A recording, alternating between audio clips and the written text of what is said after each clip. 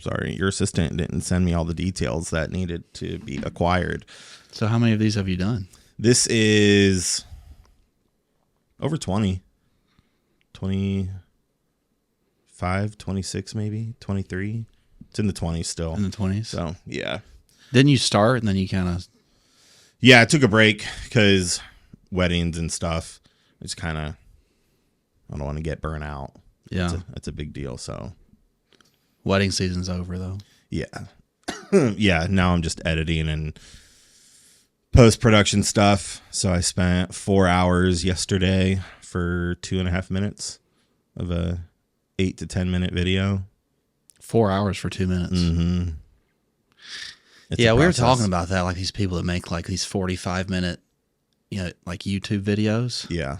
Like how much editing goes into that? Yeah, it's a lot. Well, depending on how much material you're sharing, So like wedding days, you cover so much on a wedding day. Then for me, like I categorize all the footage from the day. So I'll have like 15 plus folders to go through, but at least it helps me know like when I need to go pull something from a file or from a folder. I know exactly where to go. I don't understand. I couldn't do that. I could not do that. My sister-in-law does that. He did that. Oh, she does photography, right? Yeah. But they also do some videography too. And, okay. She started out, it's hours and hours and hours of editing. Mm-hmm. Yeah. That's why it's so expensive. I know. What people pay for like to have their wedding or their engagement or like whatever is insane what people will pay. Mm-hmm. But I told you about when she went, I think they were in Italy and all her stuff got stolen. Yeah. Yeah, I would not be happy about that. And she had already shot everything. Mm-hmm. And she always keeps her backup. What do they call them? Their like a SSD drive or hard drive. She always keeps them on them on herself when she travels mm-hmm. because of that fear. And this one time she didn't. She put them up above, like on a train. Yeah. And like, these people flew her across the country, across the world. Yeah. To go video their, I think she had an engagement and then like a wedding. Mm-hmm. And literally lost everything. Yeah. And so I had to call them back and be like, I'm so sorry. I had to refund all their money. Yeah. The trip was probably thousands of dollars.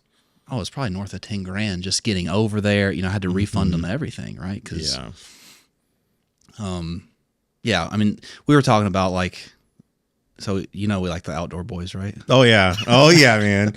That's like our show. Like, dude, he's a beast. Did you see he just did one of his friends? Supposedly he's like retired from YouTube, but he just did a video for another guy because his wife is battling cancer. Oh yeah. So like it's up to like 4 or 5 million views right now. Yeah, we watched that a couple of days ago. Okay. Yeah, because he retired. Yeah. Right. He came out. What's funny is like he does like 45-minute videos, but he comes out with a 5-minute retirement video. Yeah. Yep. He literally like walks up to the camera, like sits on a log. He's like, I'm getting too famous. Yep. Everybody knows me. And then it made him go even more viral. Yep.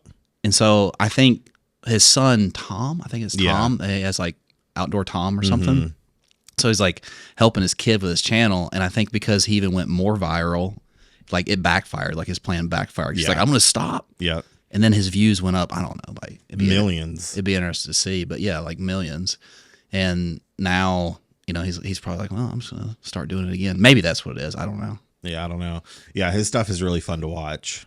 That's like my late time watch, scrolling through reels, and it's relaxing. He'll pop up, and then I'm like, oh man, he's just out there miserable, and you're inside. And he's enjoying it. He enjoys the misery. Yeah. And then his famous honey butter. He's like, I forgot my honey butter. That would have been so good if I had that. And then that went viral. Like people blew up on that. But it's good though. What is honey butter? Honey butter on bread. Well, it's the joke. It's the joke around our family. Like that dude eats so much food. If like you watch, he burns so many calories. True. But there is something too, like when you go camping and you make food over a fire, like it makes a difference, dude. It's a 5-star Michelin restaurant.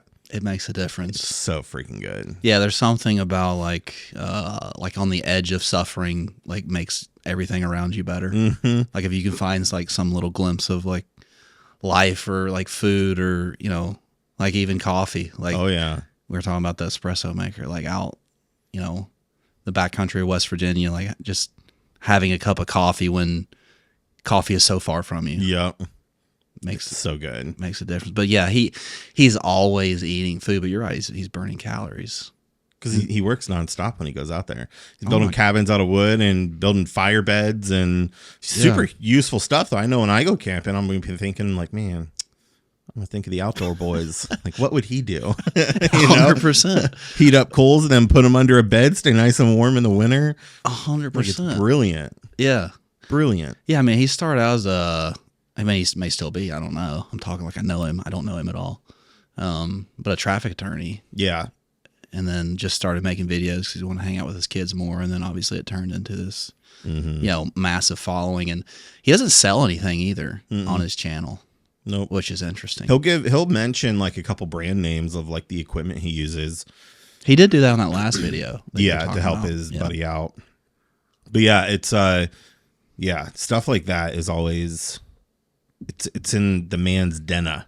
It's in his DNA, 100%, it's like, get out in the woods, go build stuff. Yeah. Eat steak. Yeah. Get some cowboy steaks. Throw it on the charcoal. Yeah. Life wasn't supposed, I mean, I shouldn't say that life wasn't supposed to be this easy because it's hard in a lot of ways, but it's so much easier than it was 100, 200 years ago. We're spoiled. You think? We're spoiled. Yeah, it's like to do this like 100 years ago would have been like, all right, we had to plan this out for like 2 years. I'm going to ride my horse down from Marengo to Delaware, which is only like 15 miles. Yeah. And possibly, die on the way there. Yeah. But yeah, I think there is something about like getting back out and just doing something hard. There's something about doing hard things that I think people like to watch. Obviously they like to watch. Yeah. Like any great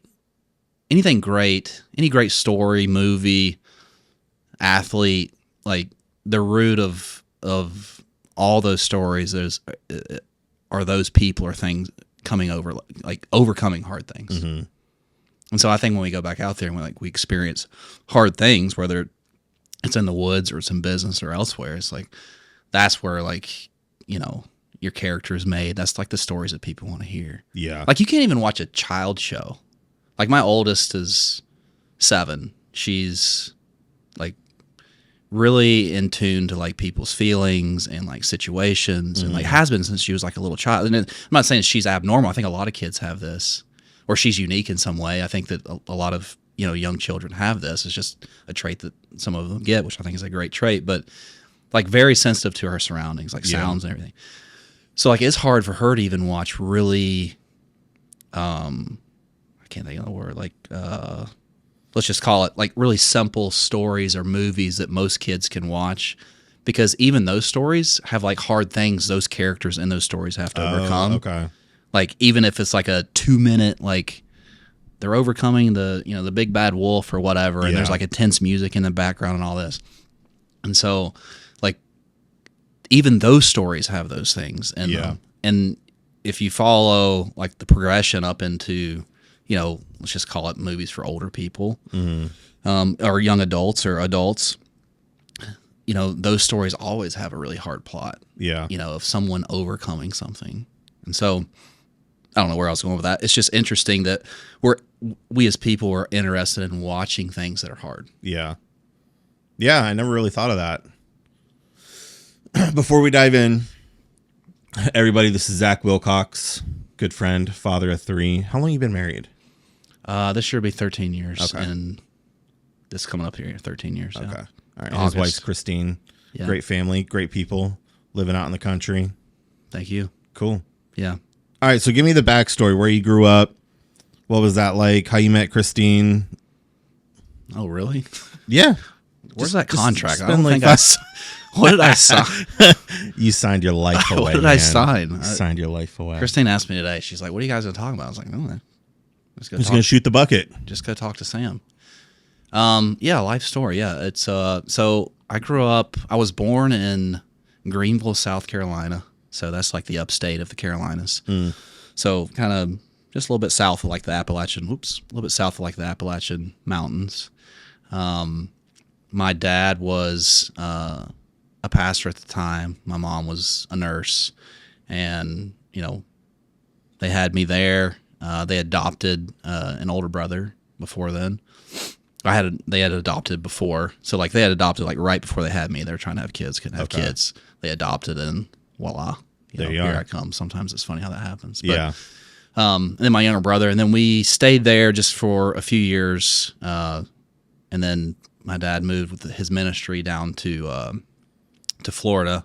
So in Cape Coral, Florida, lived on a canal there in a parsonage.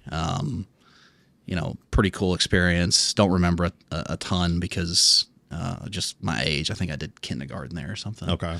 But got a little experience to like saltwater, like some of that life, and which trickled on into the rest of my life because I love saltwater fishing. I love Florida. I mean, I really love Florida. Then we moved to Kansas again with the ministry. Mm-hmm. And a little town called Miltonville, Kansas, which is literally in the middle of nowhere. I mean, people talk about, like, people think I live in the middle of nowhere now, this is even further. I mean, it's like 45 minutes to get to a grocery store. Oh, wow. Yeah, like an actual grocery store. And it's, it's dirt roads, to get there. And those are some of my favorite memories, though. So really small town, farming town, everybody was hunting something all the time, deer, pheasant.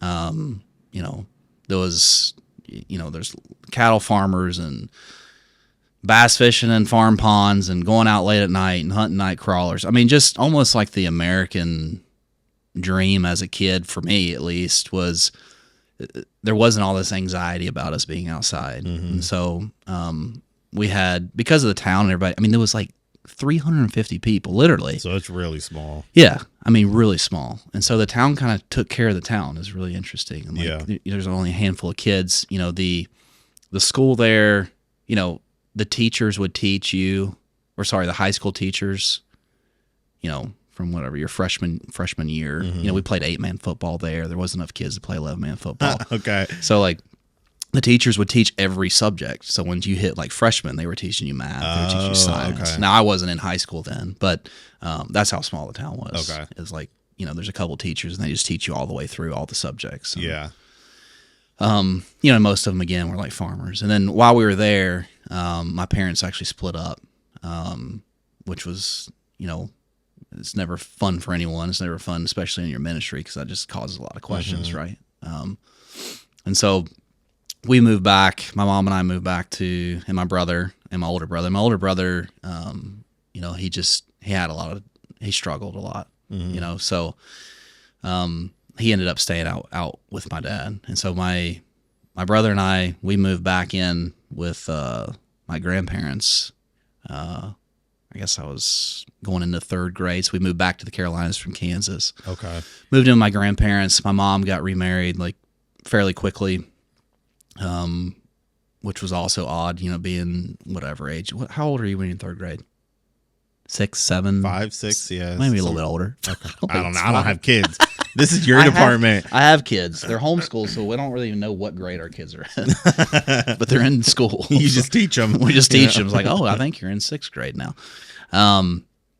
So and my mom got remarried within like 6 months of divorce. Fast. Oh, my gosh, yeah. So like, I remember my dad setting me down in the hallway, like when I was that age, and telling me like, "Hey, I'm leaving your mom." Yeah, that'll do something to you.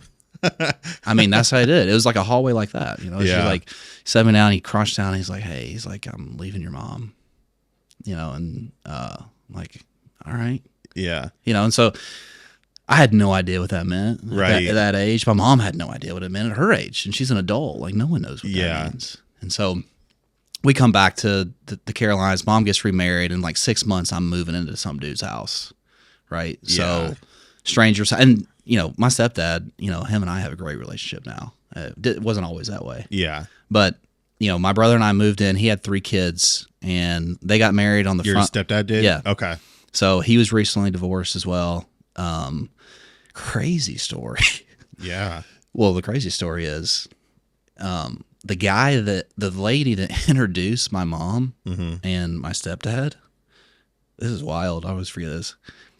My stepdad worked with this lady, and somehow she also knew my mom. There was some like connection, mm-hmm. And so I was like, oh, you guys should get together. Well, she started, like, after they got married, this little side note, she started, like, babysitting us on the side sometimes. Okay. That lady ended up murdering her whole family, like, 7 or 8 years later. What? That's terrible that I'm laughing. This is a plot twist. I was not expecting that story to go that way. Oh my God, dude. I'm not laughing. Warn me before something like that comes out. All right. Man. Sorry, man. I just have to tell that story. It's not funny, but no, it's not. It's funny because, like, I was being babysat by a murderer. Yeah. And the funny thing is, she had killed someone before, but it was like her ex-husband that she killed. Dude. That she killed in, like, self-defense. I don't know if that's the case now, but I mean, it's a horrible story. But I was babysat by a murderer, and, like, when I say she killed her whole family, she killed her entire family. Anyways. Just keep going. Let me process that for a minute. We can come back to that later. It's pretty morbid. It's a terrible. It's a terrible situation. I mean, just one of those situations that's just like you can't make it up. So they got married. I move in. We move in. And it was like we just packed our bags and we just like walked into this dude's house. And before I know it, I've got like a brother that a stepbrother, and we're living there, whatever. And my dad's out west and he's coming back and traveling. We're flying back and forth. My mom's working. I mean, it's really stable like home life. Mm-hmm. My stepdad was a grinder, man. I mean, he 6 days, 7 days a week, he's going to work. He's working overtime. He was in machine work, mm-hmm. worked at a factory that produced transfer cases for trucks for Ford. And he'd show up and he was like a, mid-level manager. I mean, he just worked a lot. He was gone a lot, but that was his thing. Like, put his head down, just go to work. My mom was like not, she was still dealing with a lot of pain, a lot of hurt, from the divorce, mm-hmm. obviously. And, first few years were fine. It was really odd. It was weird. But then it was like, you start growing up as a boy with like testosterone running through your veins, mm-hmm. and like adventure. And, my mom was so interested in keeping us, safe and like happy. And, she did whatever she could. Mm-hmm. But obviously my brother and I were dealing with a lot of, rejection and not understand. You just don't understand at that age. Like, this guy's in your life, you're like, just too fan. And then all of a sudden it's like, that's not the case anymore, you know? And so, we played a lot of sports and, did a lot of things. And then when I got, closer into like middle school age, I just got like really interested in getting into trouble. Like, I just really like to get into trouble. Yeah. And would, people say like, oh, peer pressure. Like, I was the peer pressurer, mm-hmm. Like I was the one applying the peer pressure. Like, come on, do it. I know. Like, no one ever asked, like, I should say there was always, but sometimes there's this victim mentality that people struggle with of, oh yeah, I was just, born in the wrong family at the wrong time. And then those things are true and they're real, and I was around all this stuff and I was doing this to deal with my pain. And I'm sure I was doing my pain, but no one had to tempt me. Like, I was just like I wanted to experience everything I could experience. And, that started out, somewhat at a young age, just kind of like pushing the limits on things and, rolling into high school, you get a little bit more freedom. My mom really had no control over myself or my brother. And that sounds like a lot like my childhood. Does it? Yeah. Okay. So similar. I had so much like when your dad sat you down and told you he was leaving. My dad, one time, we had a basement. It was a ranch house in the country, and when him and my mom were going through a hard time, we had stairs going into our basement, and he sat me down on the stairs and he puts his hand on my back and he looks at me. He goes, "Hey, I just want to let you know you're adopted." Really? Yeah. Okay. Even though I'm not, but I'm not adopted at all. That's just kind of the douchebag that he was. And he said a few things after that, but I remember I started crying because I was like, I'm not a part of this family. Yeah. Like, right. But again, such a young age, it's like, you don't know how to process that. And I don't remember if I told my mom that when I was that age, because it's like, what do you do with it? Mm-hmm. And, Yeah, so eventually him and my mom got a divorce. but yeah, I remember gosh, how old was I? I was a pyro. Like I was obsessed with fire. And so my mom worked long hours and, me raising me and my two other sisters. So yeah, I remember like I took a soccer ball, wrapped it in duct tape, poured gasoline on it, got gloves, set it on fire. And I was like throwing it up in the air, and I caught our station wagon on fire because when I love that it's a station wagon. Yeah, it was like the wood paneling and perfect kindling, ugly brown back seats. But my dad smoked, so I would go in the station wagon and I would smoke his butts basically, but I would poke holes in the back of the seat. How my parents never knew what was going on, I have no idea. But I would poke holes, and one day I left and it started a fire in the station wagon, and like an hour later, at the time our pastor at our church was coming over, and he came over and he just walked right in. He's like, your car's on fire, your car's on fire. And so they called the fire department, had the whole truck out there. And then my dad, I will credit him this, during his mentally healthy phases of his life, he was like a master carpenter. The dude could build anything, and his favorite was like building cellos and violins like from scratch. So he'd like cut the board out, bend it, build the bridges, and string everything. Super passionate about that. But he had a brown container in his workshop, again in the basement, and smoked. So like when he was at home, I would go down there and find his cigarettes and I'd smoke them. Well, this brown bin that he would store all of his varnishes, old rags, trash bin. And I threw a cigarette in there, and then, went upstairs, went about the day. And then some hours later, my sister went to open up the basement door, and all this white smoke came busting out of the door. And so we actually started a fire. The fire department claimed it is a spontaneous combustion because of the bin, and they found out, where it started and stuff. And so I got scot away free. Like I didn't go, and but we actually had to live in a hotel for a little over 3.5 months because we were getting a brand new basement from insurance. Oh, really? Yeah, we got a brand new basement, brand new kitchen. So it's kind of like a blessing in disguise. At least that's you see it. If you think about it as a blessing in disguise, but. Or a plot. Well, I did get like a revenge on myself, because when we were living in the hotel, I blew out my eardrum from swimming, and that is the worst pain anybody could ever have.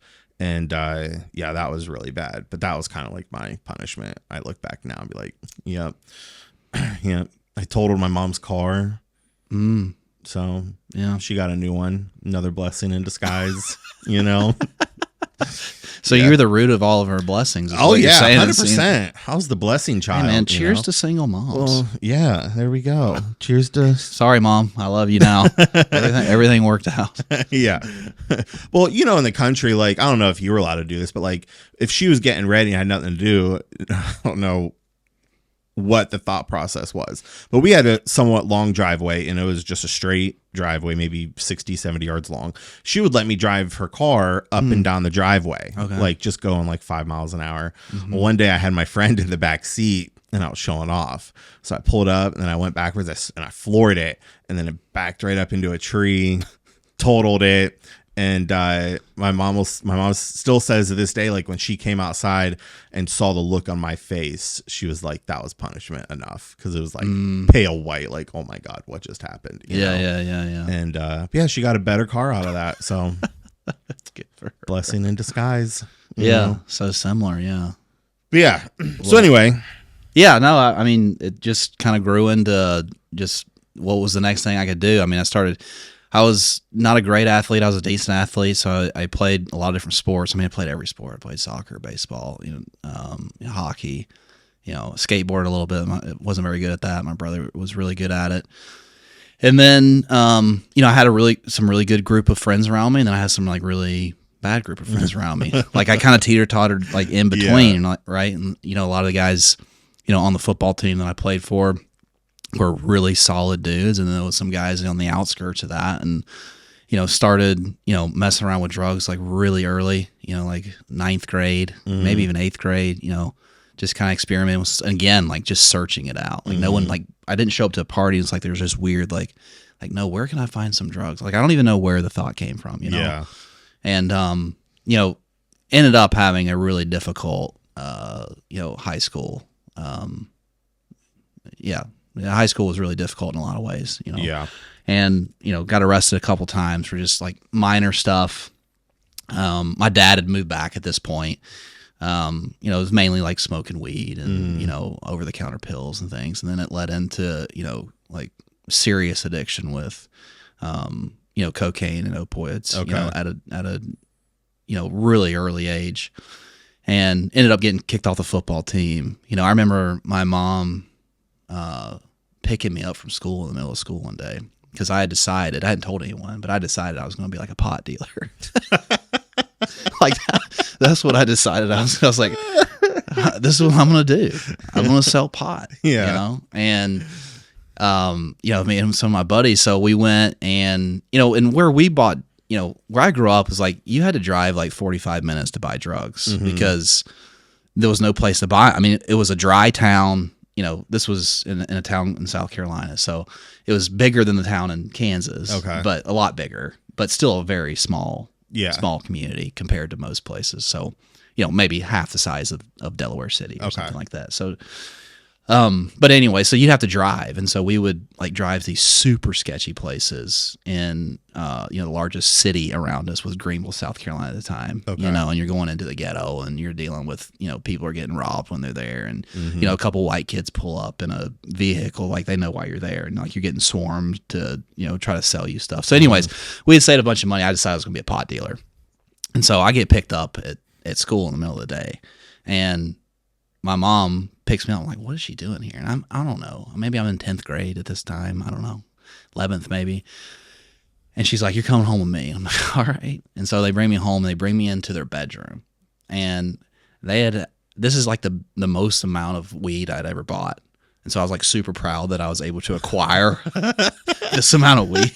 And it wasn't that much. I mean, back then, like weed was like, oh yeah, it was a big deal. It was huge, man. I mean, it was like you're smoking weed, it's you go to prison. Yeah, you're going to prison, you're going to hell, like your life is over. And especially in a small Bible Belt town like that, it was like, it was a dry town. I mean, they didn't even, you couldn't even go to a bar in that town at the time. So, I walk in and like, there's my pot, like just laying out on the bed in like these baggies. And I've got all my little baggies with me that I planned. Like I'm going to build an empire, like I'm watching the movies. I'm like, this can be done. And anyways, all that, and they find some of my pipes and some of this other stuff. And so all that transpires. And I remember my stepdad, I such a good heart, man. I mean, he has such a good heart. But him and I were like, at that point, it was just like, there was no stopping me. Like, it was just, I remember them telling me, like, you're just going to have to stay in the house for, X amount of weeks or whatever. And I remember looking at my mom telling her, like, Mom, I'll just have it delivered to my window. Like, you can't stop me. Like, that was my mentality. It's like, you can't stop. And I'd never really gotten in big trouble yet. And so I was still in that kind of phase of like where you think you're invincible to a certain degree. But, so anyways, I remember my stepdad, he's like, you're going to take me to who sold this to you. And I'm like, no, I'm not. You're going to take me to your dealer. I'm like, what are you going to do when you get there? You're just like, tell him to stop. Right. Like, one, like, there's a good chance you'll probably get injured. Yeah. And two, like, if I take you there, like, the risk of, like, what I'm doing goes up because they're going to go, hey, this dude's snitching. Yeah. Right. And it was it was a very protective thing for him to say in that moment. Yeah. But it was very unrealistic. Like my stepdad has never drank a beer, never smoked a cigarette. I mean, he's just a straight laced dude, just through and through, just straight laced dude, which I've learned to really appreciate now that I didn't know then. So long story short, I mean, I get kicked off the football team, end up going to a private school. And then my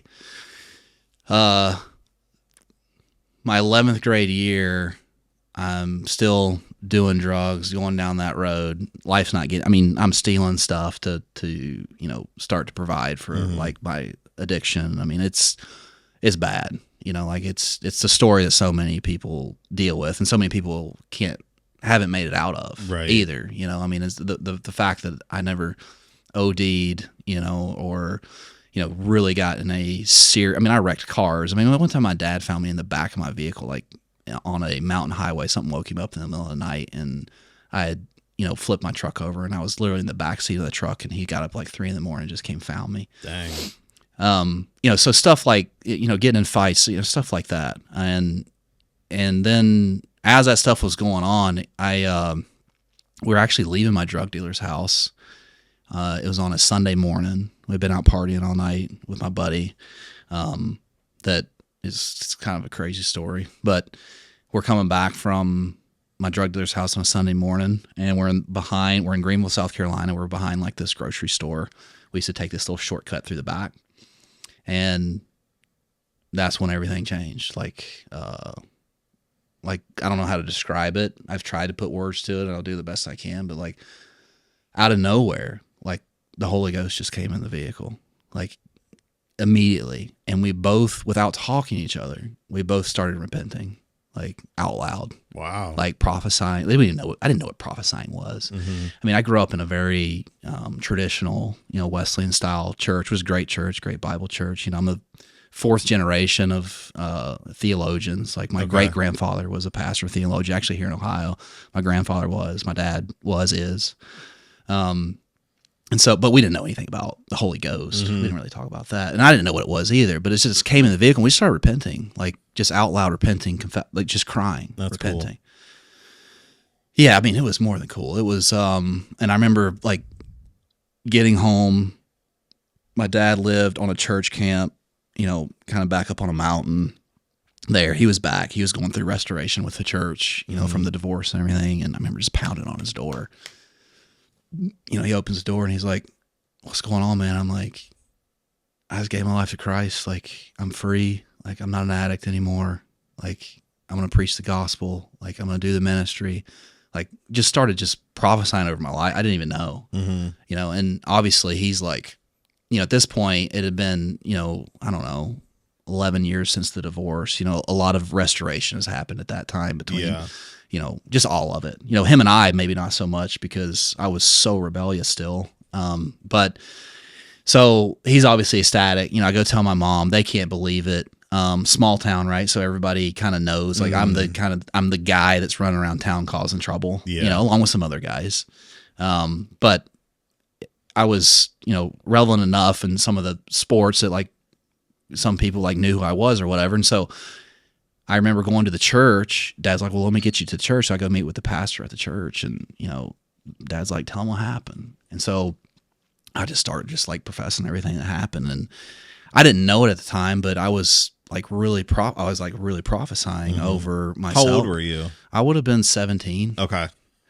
And so yeah, I would have been 17 because of November 1st that year, and this was like later in the year, like the spring of the next year. So. And he's like, "Well," he's like, "Do you want to share your story this morning at church?" And I'm like, "Yeah, I'll tell." Mm-hmm. Like, so they gave me like, I don't know, like 15 minutes. And I started preaching, man. Just started like preaching the gospel. And a bunch of people showed up that morning, and it turned into a really interesting service. This is a Wesleyan church. Yeah.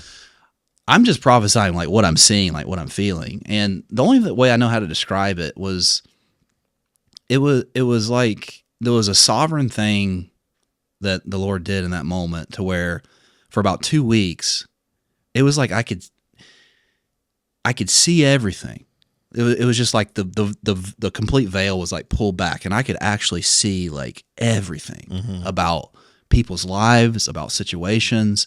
But what was interesting about it was there was no condemnation associated with it. So like when I was looking at my classmates, like when I'm dealing with this thing, I could see everything they're struggling with.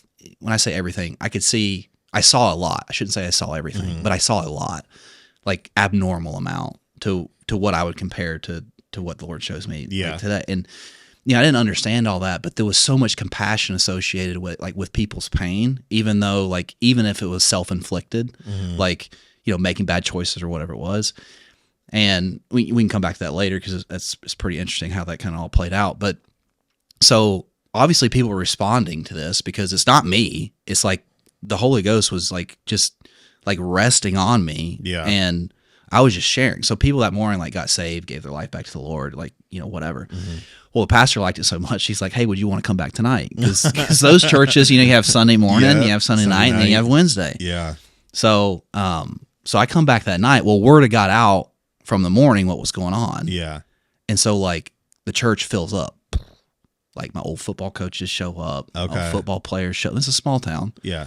So, people, and they really came out of skepticism. They're like, we know this Zach kid. Like, I mean, I had stole from some of my friends' parents. I mean, like I was a dirtbag. Yeah. I was a real dirtbag. So like everyone's questioning, is this legit? Like, what's he up to now? Right. Like, what's the swindler doing? And so, I come back, and so like everybody comes in, and they just gave me the service, and I just started preaching. And there was a pastor there that was a mentor to my dad and my brother and my grandfather. Preacher Wiggins, had a really deep voice, like solid through and through. He's probably in his late 60s at this time, and I remember him standing up. And it was kind of cool because it's kind of like these old school mountain towns, like what you kind of imagine. But I remember him like standing up, and I don't remember everything that he said, but he said with like this deep voice. And basically what he communicated with is, hey, this is a sovereign moment from the Lord. And, if you need to give your life back to Christ or whatever, now's the time to do it. And, he stood up and said that. And then because I didn't know what to do. Right. Like people in the audience, like I can see them like with tears. Like I can see them, like, I don't know what an altar call is. Yeah. I don't know what that means. And he did it basically on my behalf, and like, and the place just like flooded to the front. I mean, that was like when I was branded. I mean, that's how I describe it. Like, that was the branding moment of, I will never be able to deny that day. Like, no matter what my life is and what it becomes. Yeah. No matter if I go run 1,000 miles in the opposite direction, like that moment in the truck, like that with the vehicle with my friend, and those couple weeks, I'll never be able to deny that. Yeah. And that transpired into a couple years. That kind of, so like it's like most things, right? Like your kind of love phase of.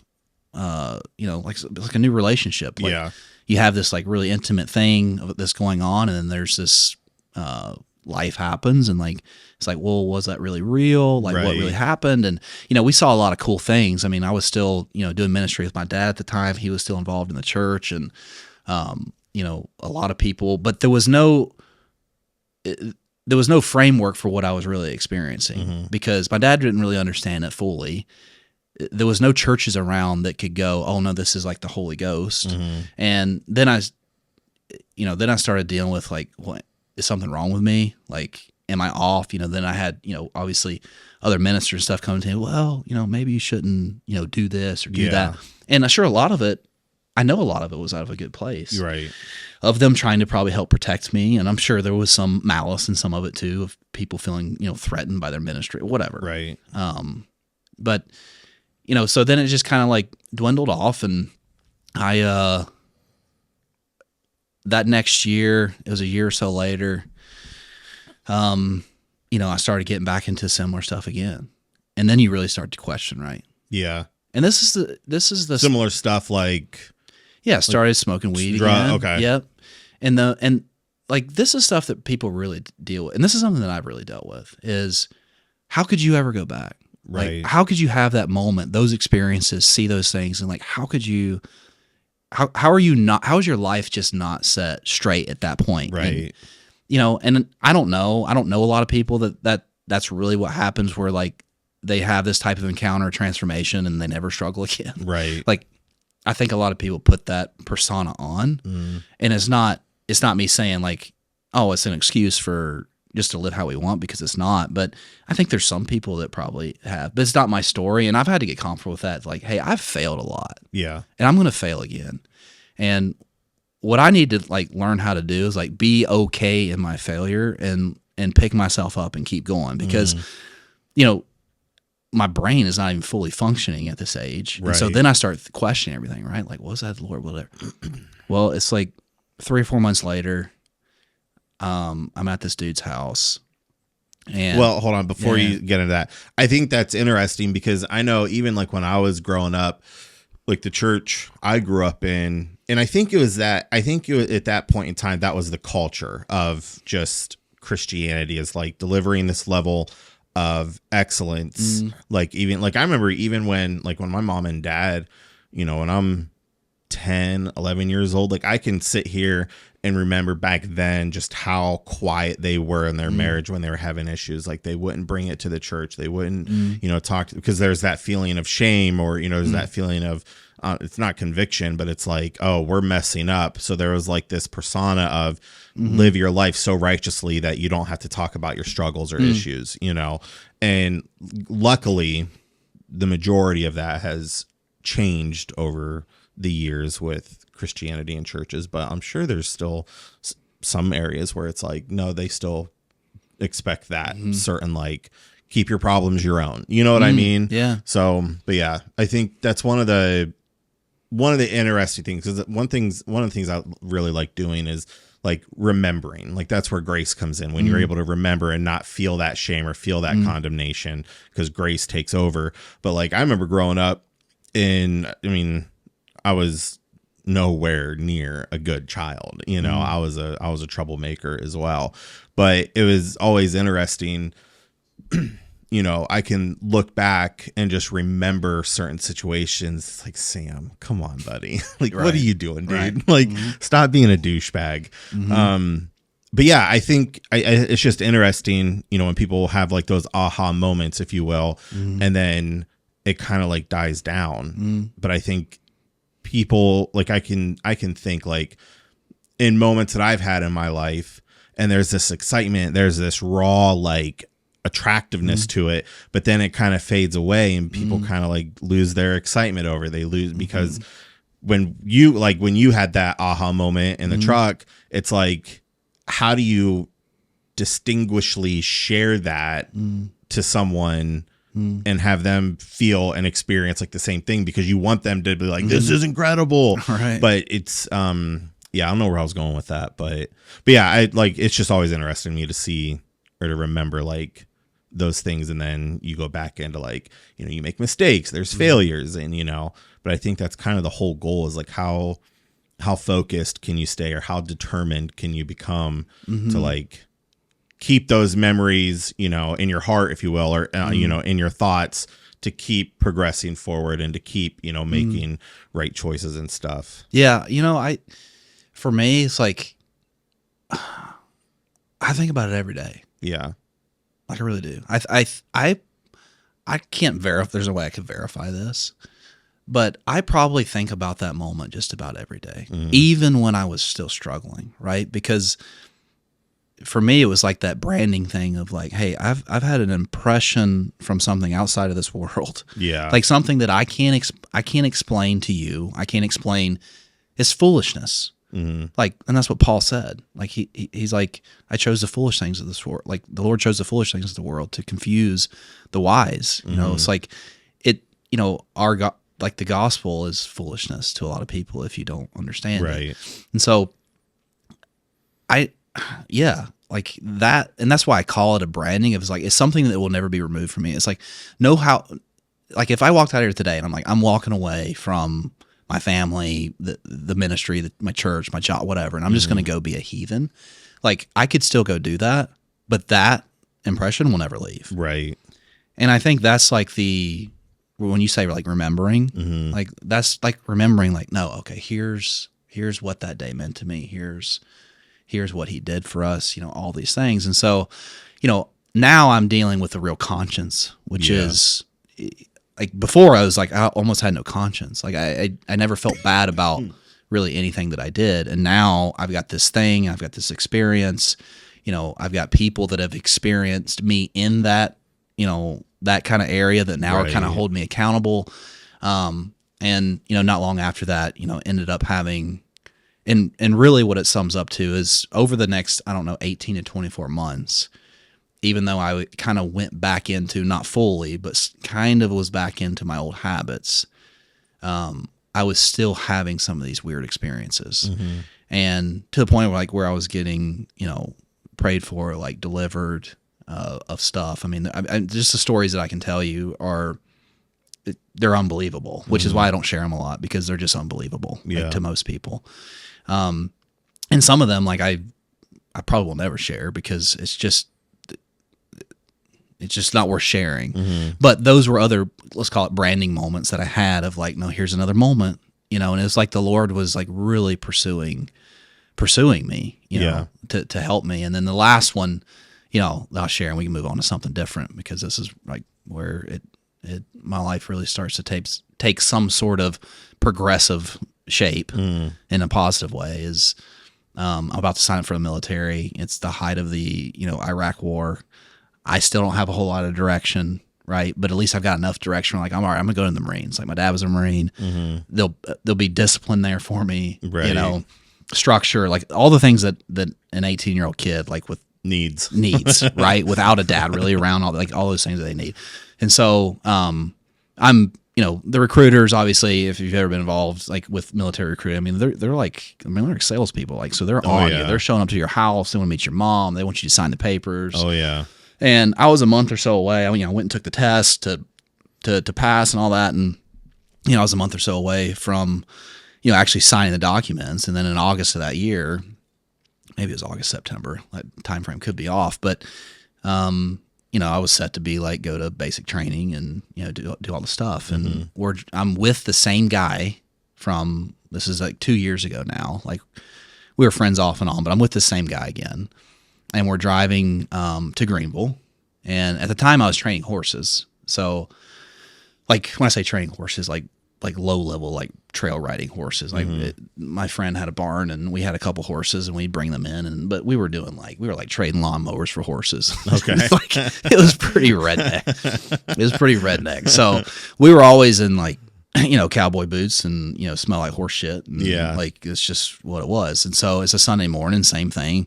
And we're driving down the road to Greenville, and it's like in 2 or 3 weeks I'm supposed to sign these papers, and that same thing came in the car again, like with the same guy. And I start like just confessing Jesus Christ again. This is 2 years later, and like he starts doing the same thing, right? He's like, "What should I do?" I'm like, "We got to find a church." And that was the first thing that hit my mind. I was like, "We have to find a church."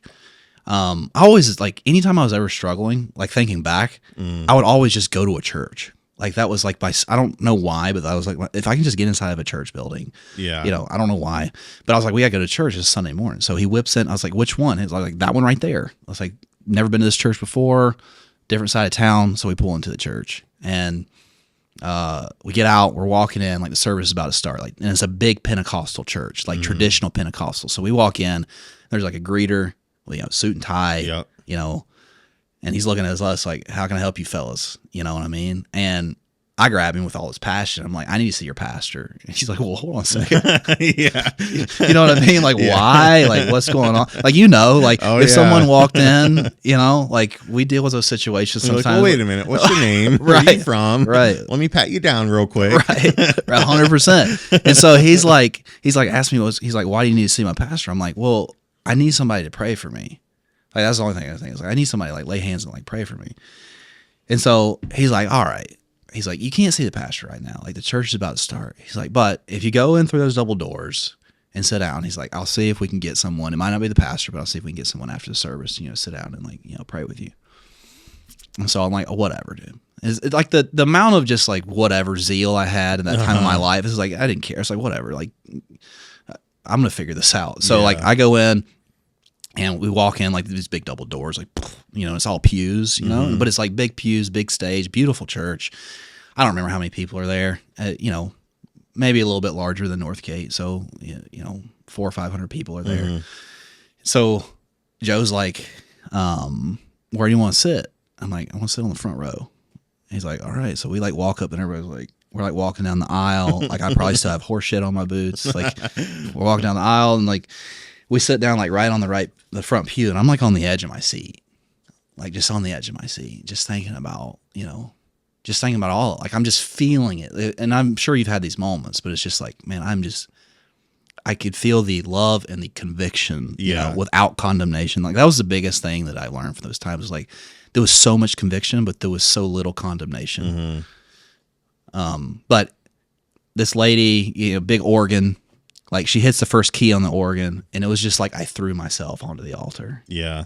Just like, yeah. I mean, I don't know if it was me, if it was something else. I don't claim either one. All I know is I ended up on the altar, and it was probably maybe a little bit combination of both, and just started crying out to the Lord, like just pure, just like repenting again, like calling out to Him, and the whole church ended up on the altar. Like the whole church ended up on the altar, and they never had service, and it was just a group of whatever, several hundred people just like praying, and not for me, but just like praying, like repenting, like praying for each other, like worshiping, and that's when the Lord like clearly spoke to me about what I was supposed to do next, and it wasn't the military.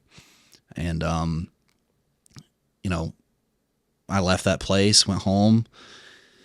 At the time, like told my family, I told my mom, like they had just given me a car. I'm like, Mom, I'm selling my car. Like I'm going to ministry school. Like I'm moving. She's like, you don't have any money? I was like, I don't care. I'll figure it out. I got to get out of this place. Yeah. Like, and the fact that I gave them the car they gave me back was like a clear sign of like, why is this dude like giving us his car back? Yeah. Like, that's like your ultimate sign of freedom at that age, right? Is a vehicle. Yep. And I had one paid off, like they gave to me whatever. And I'm like, no, you guys have it back, sell it. Just help me figure this out. And so started the process, and, I ended up at Morningstar University at the time. There was a lot of, revival and, stuff going on there, and they had a school of ministry, and there was some stuff my dad was involved in that kind of helped open up that door, but ended up there and met my wife, and the rest is history. There you go. And that's all. That's it. That's all we need. No. All right, man. Well, in case you guys didn't know, Zach also does some modeling. Oh, and one of the fitness brands I shoot for, I asked him, I was like, hey, you want to put on a backpack and do some modeling and stuff? So if you're ever curious what that photo is right there, that is an autographed picture of my guy right here. So that's made its way around too. It did. I was over at the Gilkersons. It's on their fridge. Is it really? And that was like from like 2 months ago. I saw it 2 months ago, and I thought, oh, they're just doing this because they knew we were coming over. Where I was over there like 2 weeks ago, it's still on their still on the fridge. I'm like, all right. Yep. I think there's one. So like the table Chris uses, it was up there for a while. I put a spare one and just slapped it right there. Oh, really? Yeah. And one day, like right before he showed up and he got to the table, and I was in the back, like messing with the camera, and he looked at me and he holds it up, and I was like, yep. And he starts laughing. That was such a fun day. Oh, that was fun. Yeah. So like with the shoe, I printed out, I don't know, like five or six of those pictures you see hanging on the wall. And I got silver markers, and I had people walk up to you and be like, can I have your autograph? And it's pretty embarrassing. It was funny. It's pretty embarrassing because I'm the furthest thing from a model ever. I mean, if you want to model like a middle-aged white guy that's like kind of out of shape, like that'd be a great model, but I guess that kind of works with the backpack and the hat. And yeah, it worked out well. And the shades and yeah. No, my kids love it. Yeah, they think it's hilarious. Yeah, because they actually like one of them. Like when I came back in, they're like, "Is this what you're going to start doing now, Daddy?" I'm like, "No, this is not. This is not. We're going to be living in a different house and not eating food if that's my career. If that's my career choice, working in a trailer. Yeah, 100%. Oh, that's funny. So you have a couple rental properties. What got you into that? So after we got done with the ministry school and all that, got into sales, and then got into like corporate life, and specifically home building. And so just had some people around me at that time that were, I was 25. We'd gotten married, didn't have really any money, didn't grow up with any like concept of money, how to manage money. My wife had a lot better foundation than I had, so got into home building, got around some people, and it's like, well, there's some people who encourage us, like, hey, start investing now, while you can, and it's not going to make you rich, but you can build equity over time. And so obviously we bought our house first, and everyone told me not to. This is like 2016, and everyone's like, don't buy. The crash just happened in '08, and so don't buy. It's a bad time to buy. Price. Everybody's scared. And prices were going up. Not near to where they're at today, which I would say buy today. Still, I mean, real estate is one of the best long-term investments you can make historically, outside of your 401k. But so we bought our first house. And we're like, all right, that went all right. Like figured out, a little bit of the mortgage. I was selling houses at the time, so I was getting comfortable with. I was working for a big builder selling houses, so I was getting comfortable with like contracts and understanding. And you meet a lot of interesting people that, are a little bit business savvy in regards to real estate. And some of the stuff I was selling, I was surrounding myself just on accident by somewhat successful people, and they all owned real estate. Like it wasn't their main thing, but they all owned it.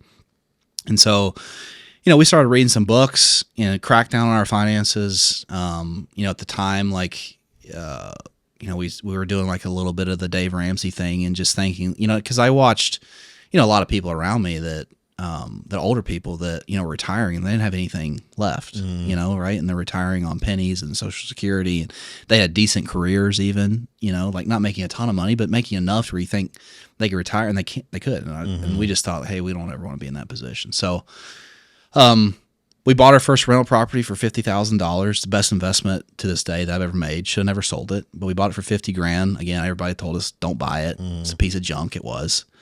So we bought that house, hired a management company, and for the record, I mean, I should have never sold every house I ever had. Like we should have kept all of them, based off what I know now. The biggest mistake we had was at that time for us was selling them.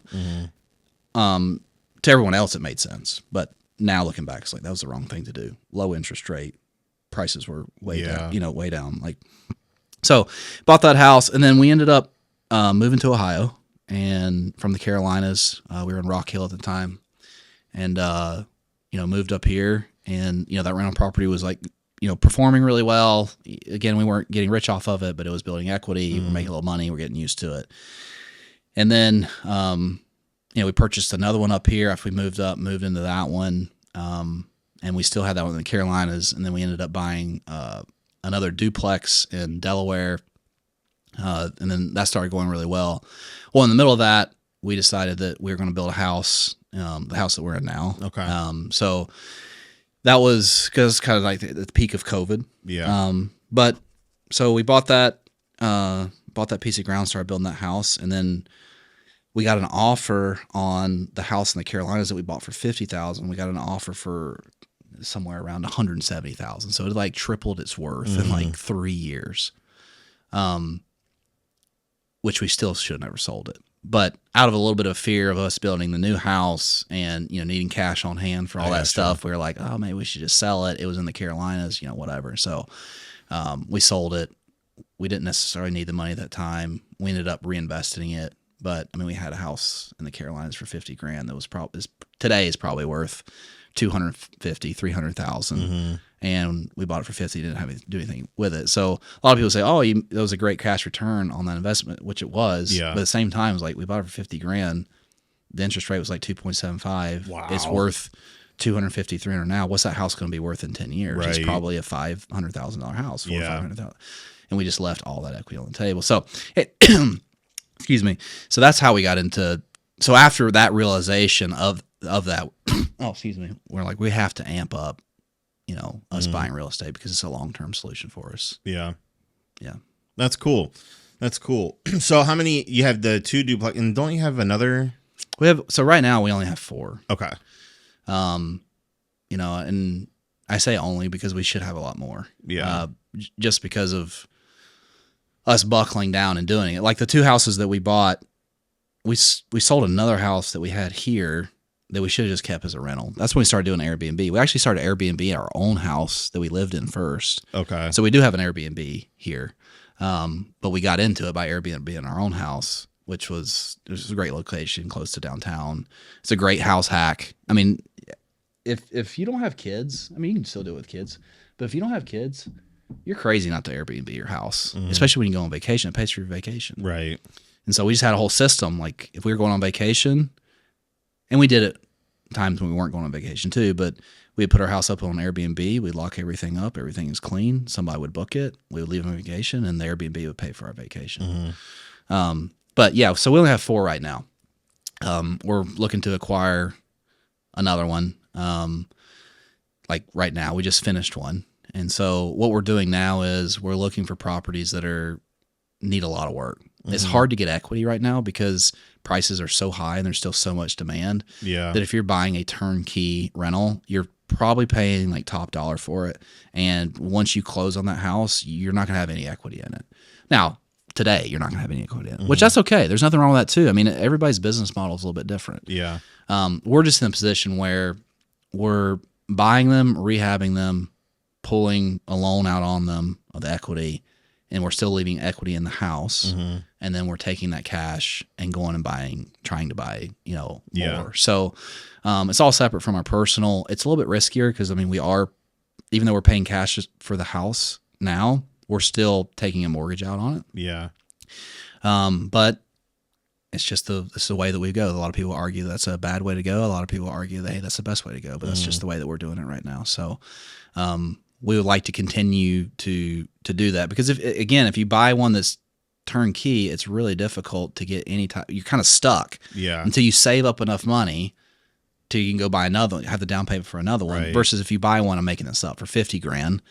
Let's say you put 50 into it or 40 into it, whatever. You're in $140,000. That house may be worth now $200,000. Yeah.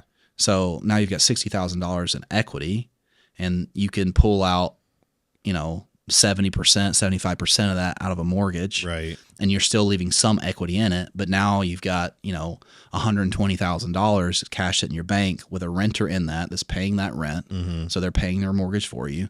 And now you got $120,000 as a cash buyer. Obviously that puts you, in a better position than folks that want mortgages, and you can close quickly. You can close 2 to 3 weeks typically on cash. And people start to understand, you start to build a little bit of a reputation now of, hey, I know some folks that'll buy this, they'll close fast, they're easy to deal with, et cetera. Yeah. So, my brother-in-law is really, I don't know, he's 5 or 6 years younger than me, but he started buying rentals when he was, I don't know, he bought his first 6 unit when he was like 18. Okay. And so he's, really been even more dialed into it than I have. But that's just one of the, it's a long-term play. Like rental properties, you're not going to get rich off them now. Right. Now, if you're buying apartment complexes and things like that, okay, maybe you can make an argument for it. But if you're buying, 1 and 2 duplexes, little things like that, it's like you want to make sure that it cash flows, right? That even if it cash flows $50, that's after all your expenses. So that's after your mortgage, your turnover, your maintenance. Even if it's cash flowing $50, it's like, yeah, you're never going to be able to retire off of, even 100 rental properties that produce $50. But if they're building equity, right, 10, 15 years from now, 5 years, whatever, you've got 50,000, then it turns into 75,000.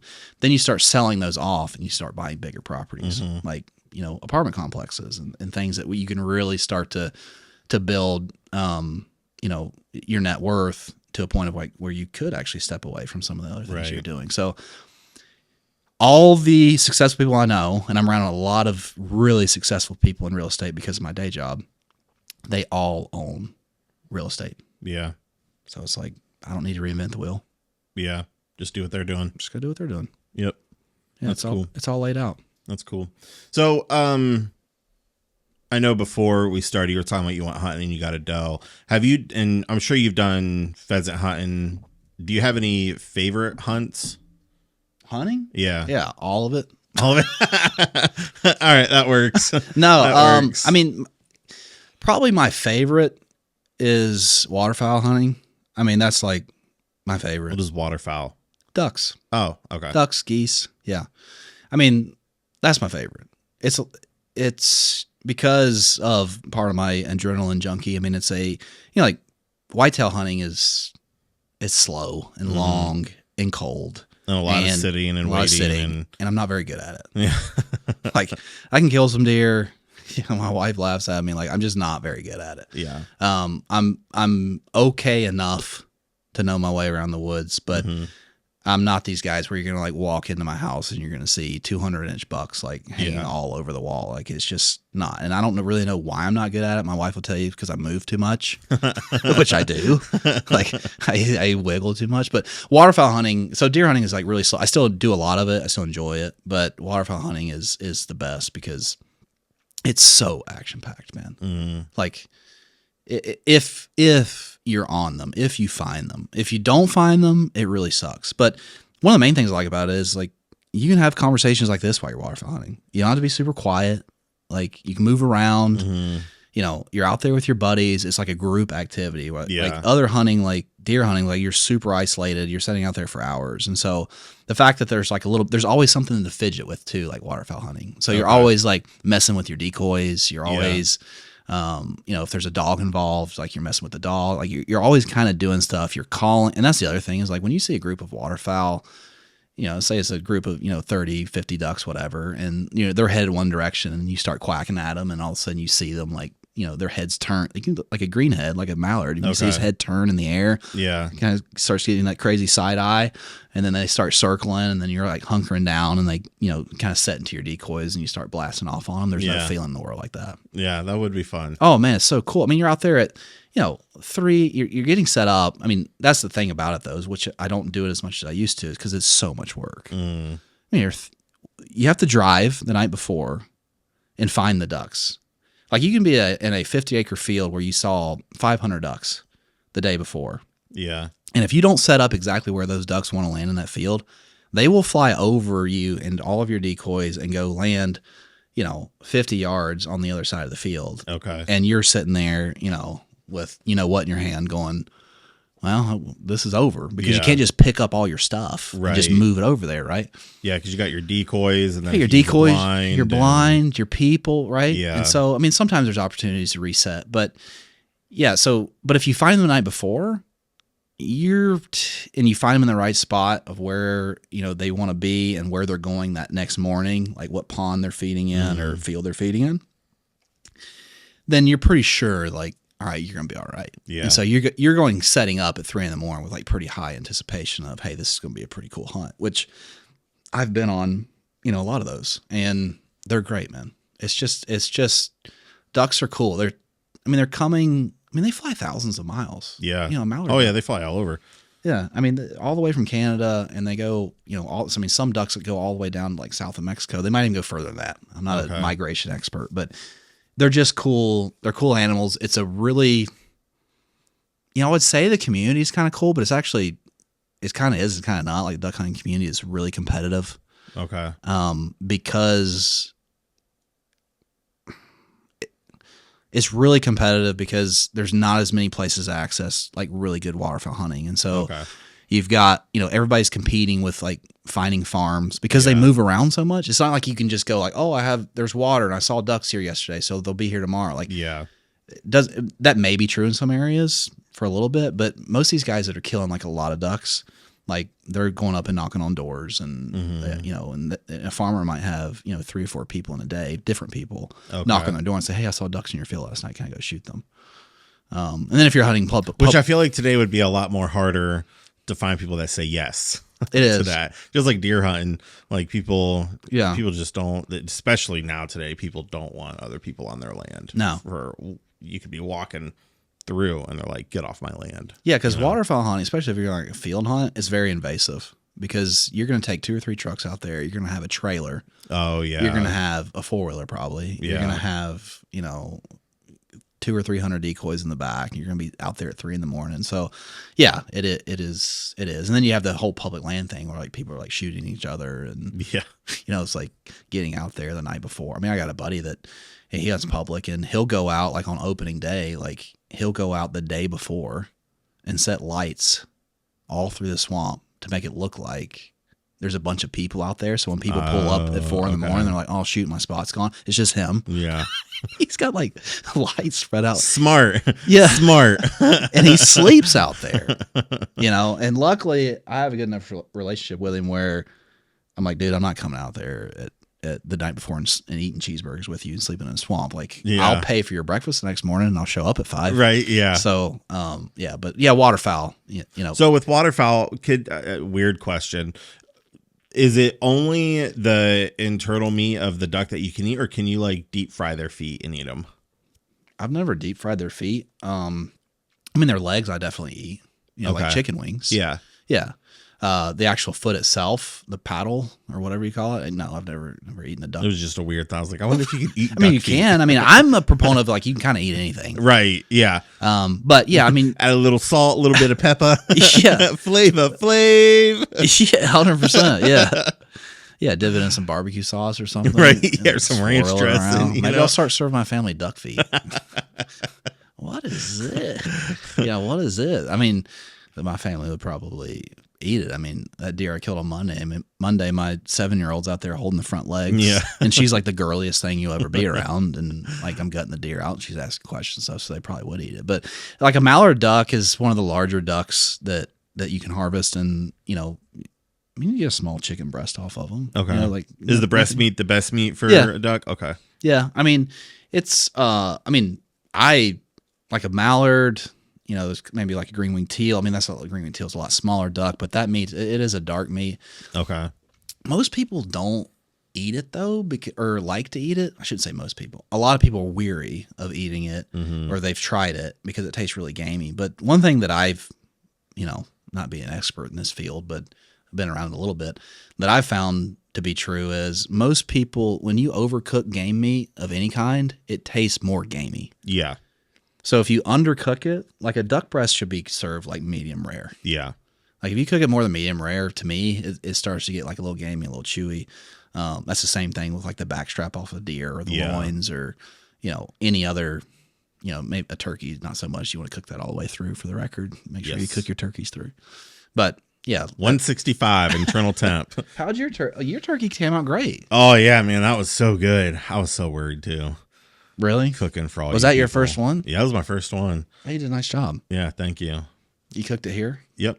Yeah, I did oven. And how'd you do it? I would have really liked to put it in my smoker, but I think my smoker, well, let me say this. If I had the correct rack to hold a turkey of that size in my smoker, I could have smoked it. But yeah, I did I forget what it's called, like a liquid glaze. Grabbed like 5 or 6 sticks of butter, blended herb and garlic, mashed it all up, and then just rubbed it all over the turkey. Well, first patted the moisture off the turkey and then rubbed it all over, coated the insides, lifted the skin up, put it all in the skin, and then you leave it in your fridge for like 18 to 24 hours uncovered. Okay. And that brine or that liquid paste will like soak up in the chicken and the skin. And then took it out. So I actually found some readings on how to cook turkey where like they'll set their oven to like 450, and once it hits 450, they'll put the turkey in and then drop it to 350 and then let it cook. And so that's what I did. And obviously put my meter probe in there, and those are phenomenal. Do you have one of those? Yeah. Like a meter probe. Yeah. Tells you the internal temp and stuff. Yeah. And it's really nice because you can just watch it on your phone. You know, you can see the temp rising. It's like, okay, that's cool. And then is it hooked to your oven, or is it like it's a separate one? No, it's a wireless. Okay. Yeah, the packet comes in, it charges, and then you just sync it to your phone. And once it's synced, you just shoot it in the turkey, and then you just watch everything on your phone. And it's pretty much all. I mean, meter probes come with like pre-adjusted settings on their app. So like if you can click, you know, poultry, go to turkey, and then it'll say like, oh, internal temp 165. Okay. So it basically does everything for you, which is really nice. But yeah, I put it in the oven, dropped it 350. I think it was like 3.5 hours, something like that.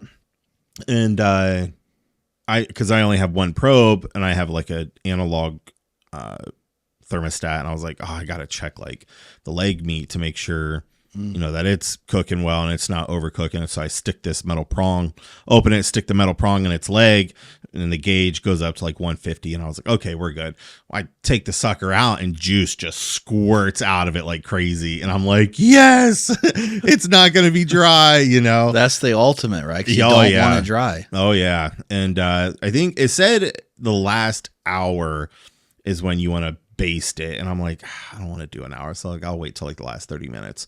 And the last 30 minutes, like every 5-10 minutes, I'm opening it up, getting the juices and just basting all of it. And that's where that got that really nice dark crispy skin in there.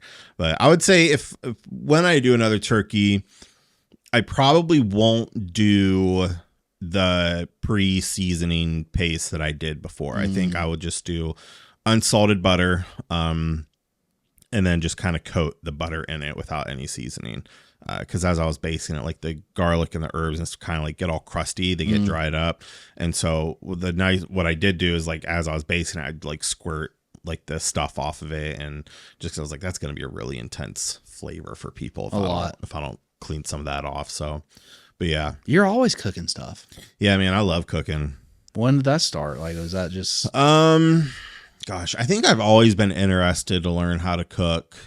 I remember like years ago, I would cook stuff and think like, oh, this is amazing. And it'd be like eggs and asparagus, like the eggs and asparagus, like the easiest things is ever. That something people and some eat? Bacon, Is eggs and asparagus? Well, at that time, I was broke, so like I would just buy whatever I could. Asparagus is kind of expensive, isn't it? Like, shouldn't you? I mean, it was like a fancy day, I guess. But yeah, it wasn't. Does asparagus makes your pee smell? Yeah, it does. Like immediately after. It does. It's what crazy. is that? Just the. Don't make it up if you don't know. I don't know. I'm assuming it's just the asparagus, asparagus, and the asparagus. Yeah, but yeah, it's kind of crazy. I don't know. That's the only food that I know that like has an immediate reaction. Yeah, I don't know why it does that. No, but yeah, I started cooking 3 years ago, maybe 2.5 is like when I really started getting into it. Yeah. And I like experimenting. Yeah. So I don't bake. I'm not a baker. I'm terrible at baking. But yeah, I'll bake. Like pizza rolls is probably like the only thing I'll bake. But then, yeah, dude, I make like you make your rolls, own pizza. Dude. Oh, you make your own. Oh yeah, I thought you were talking about like you get them from like the Dollar General. Oh God, no. Oh, so you like bake your own pizza rolls? Man, and they're good. Tell me about this because really I'd be really interested in that. So, I don't make my own dough. I kind of cheat. That's lame. So you can shut up. You can get pre-packaged dough from Aldi or Meijer or Kroger or whatever. And so that's like what frozen dough, typically what I'll buy. And you'll knead it out, make it all flat, and then so I think the trick is using a cast iron.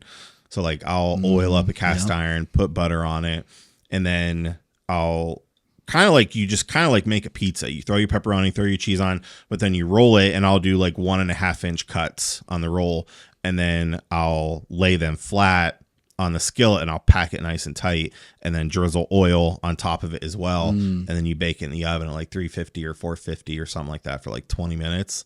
And then you pull them out and just let them sit for like 10 minutes because that cast iron's so hot. But you haven't cut them up in little squares yet. Little circles. Oh, you already have them in circles? Yeah. Okay. So you kind of like just layer them out on the cast iron and just, fill it up. And then, but you haven't put the inside in, right, yet? Or you have? What do you mean inside? Like the pizza stuff. Oh, yeah. So it's already in. Yeah. So like I said, you roll out your dough, make it big and flat, throw your cheese on, throw your pepperoni on, and then you roll it. Okay. And then you cut it into like 1.5 inch sections. Yeah. And then put it in the cast iron with the oil and more oil and butter.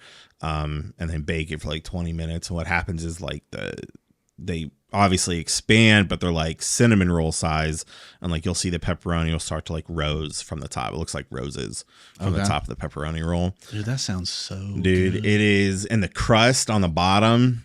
Can we make some right now? It's so freaking good, dude.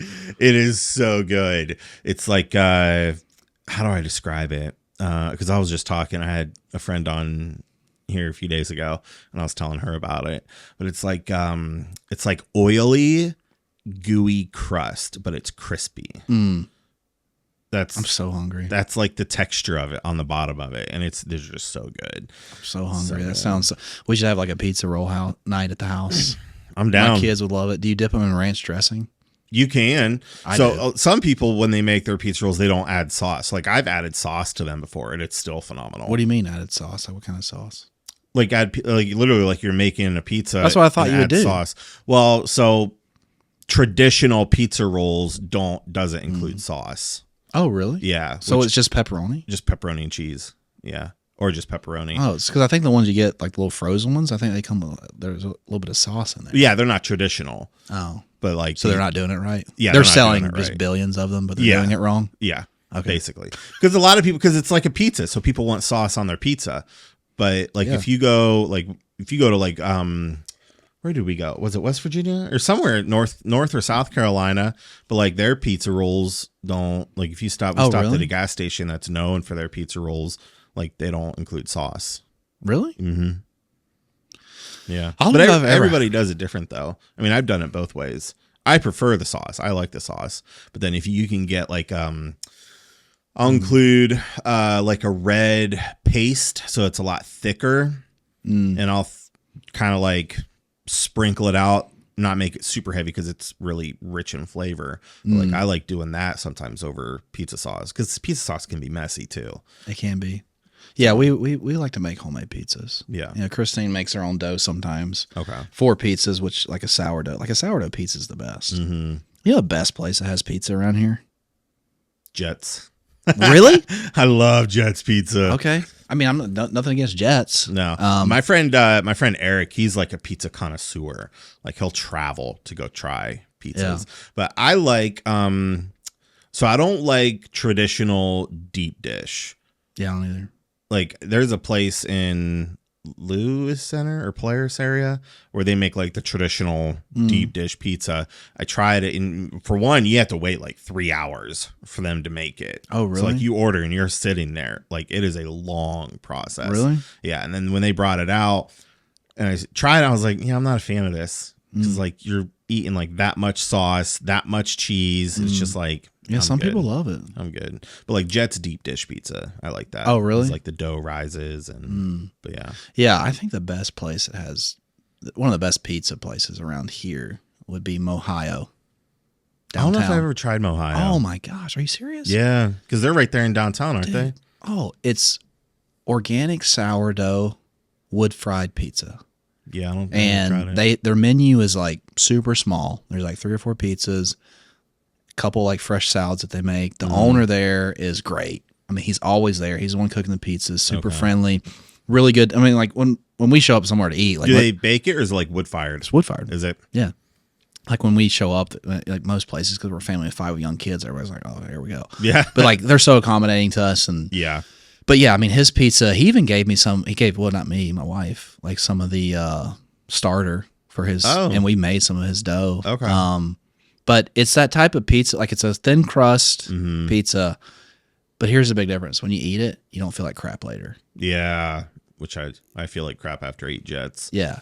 So I like Jets. I like really trashy pizza. Like if you can, I won't name the place because I don't want to call anybody's when place they just trashy. Dump the oil on there and give it to me, baby. I'll eat that. In a bite. I'll eat that. Yeah. Yeah, I have no issue eating that. But also like this place too is so good. Yeah. You gotta try it. Yeah. It's great. It's always packed.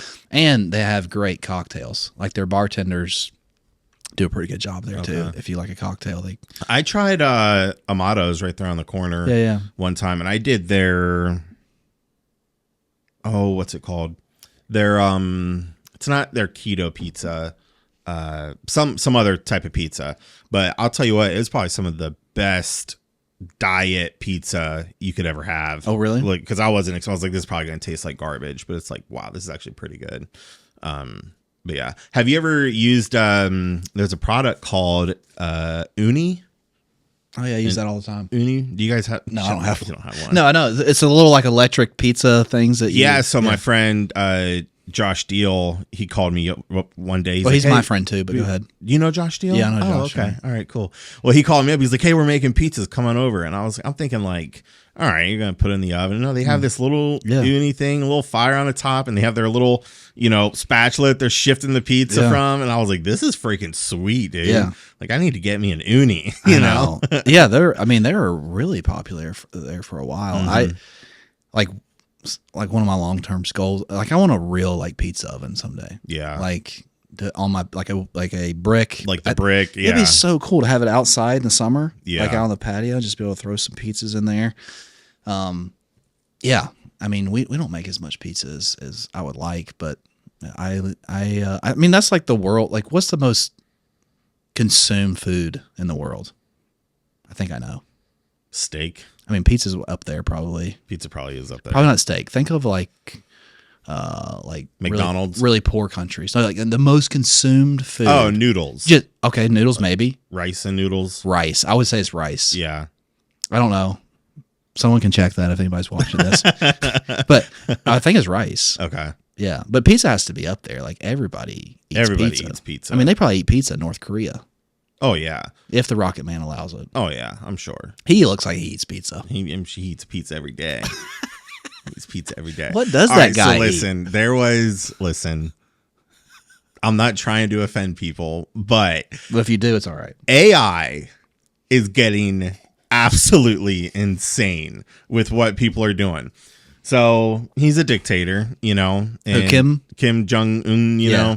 And it was like it was again. This is all AI made. I don't know what this is going to be, but I don't love it. And it's the caption was like people need to stop messing with AI. Like, this is insane. And so he's in like this news media. He's at his pulpit, his stand, whatever, and he's going like this. But it was so funny. He was like, "We have to do to fix the homosexual in this country," and it was like a minute long video, but it was the most hysterical thing I've ever seen. "We dictator, we do this now." And I was like, oh my God, like this is insane. But it's one of those videos where it's like, you don't feel bad for watching it because it's fake, but because of what he's saying, it's like, I can't share this with people. Like, who can I send this to? Because this is comedy. Like, this is freaking hilarious. He can send it to me. It's like, oh my God, it was so funny. Well, thank God we live in a country where we can actually do that. Right? I mean, not places like Canada. I don't know. Not to put anybody on the map, but yeah, Canada sucks. Canada's doomed. Doomed. Well, Justin Trudeau? Isn't he dating like Katy Perry or something? Yeah, I saw that, and I'm like, what the heck? I don't know. Is that legit? I have no idea. I was like spreading rumors, and this seemed like a great place to spread a rumor. I did see photos and stuff of it being a possibility, but I don't know if it's like an official thing or not. Yeah, North Korea is crazy though. Like, I mean, it's crazy that a place like that today exists. Yeah. I mean, it's not really our job. I don't really think it's our job to go fix it necessarily, but if you like talk or listen to the refugees that have like left North Korea, I mean, that place is insane. Yeah. Like, you walk by grocery stores and like like when media comes there from other countries, like they actually like stage and like put food in grocery stores. So like when they walk by, like it looks like they have all this food, but everything is so well organized that it's like, that's not how a grocery store looks. Yeah. And so, but I mean, he being Kim has to live in like so much fear, right? Because those dictatorships is all about controlling power. And so he has to constantly put himself in like positions of power, so that he doesn't lose. I mean, what's stopping someone, from his entourage just walking up and like shooting him in the back of the head and just taking over? Like nothing, right? I mean, didn't like most of his family get killed? Like, didn't he have like some of his close family killed? I know next to nothing about him, and I know Trump went over there. I know Trump went over there. He walked over there and shook his hand, crossed the barrier. I mean, what if they would have snatched him? We got you.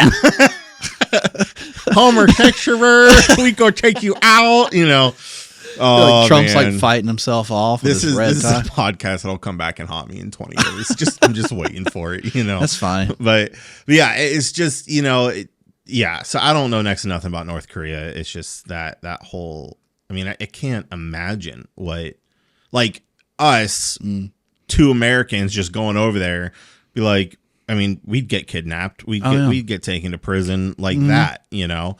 And I just can't imagine living in a country that operates like that. Yeah. Like no freedom whatsoever. And when do you figure out like that you're on the Truman Show, basically? Right. Like when do you figure that out? Like, are you like 12 or Yeah. 10? You start, well, or do you not figure it out ever? Like, do you not, you're like 35, 40 years old and you go, this seems kind of odd. Yeah. Because I mean, they control all the information flow. Oh yeah. And that's what's, yeah, I think America is actually in a great place, even though there's a lot of, stuff that's going on that's not so great. And, to compare it to a country like North Korea, but like even during the 2016 election, like all the control around information flow, or really actually the 2020 election, sorry, that was really when it happened. I mean, it happened in 2016 too with Trump, but also in 2020, like all the social media control, our government influence, like over, Facebook and Twitter specifically. And like people think like, oh, that's how it starts. Well, what still I find fascinating, people still rely on the news for 100% of their information. Yeah. And to me personally, I think that's really scary. Like there's not one media outlet that I trust. It doesn't matter what side you're on. I don't trust. Where do you get your news from? Media outlets, all of them. Yeah. You're kind of weighing. If I really want to dig in and like actually find something out, I'll go to X. Yeah. And I mean, I can probably stay maybe 10, 15 minutes on X before I'm just like really overwhelmed. And then I get off of it. Yeah. But at least from my own personal beliefs is like X is the number one platform where Elon just does not control what is actually put out there. But yeah, for like MSNBC or Fox or CNN, it's like they're all going to twist and say their own language that literally is only benefiting them and their financial donors to, sweeten the pot or sweeten the story, if you will. But it's amazing how corrupt it is. Yeah. And I feel like today you have to go to 5 or 6 outlets just to get one structured story of what is actually happening. Which is exhausting. Like and who has the time to do it? Like what average American actually has the time to even go 2 or 3 layers deep? And I think that's why, especially the boomers, and no fault against the boomers, right. But I mean, they grew up trusting their doctors. They grew up trusting the media outlet, like anybody in a place of authority. It was just like, which is kind of a beautiful way to grow up. Right. And I remember when, around the time, like when it hit me of like, wait a second, like, what do you mean Fox News is corrupt? Right. Because it grew up conservative or whatever. Yeah. So like everybody watched Fox News. Well, Fox News is just as corrupt, in my opinion, as CNN. Right. Or any of these other outlets. Yeah. And so when, it was really around like the Iraq war, like when after 9/11, where it was like, no, we have to go invade and all that. And like, that's part of the reason I was thinking about going to the military at the time, and then obviously I think where it really no one really started questioning that though until like after COVID. And after COVID, they were like, well, what about this thing back here? But I mean, COVID obviously exposed. Well, so do you remember that time when Joe Rogan got hit with COVID and he started taking ivermectin? The picture of him and his face is like all.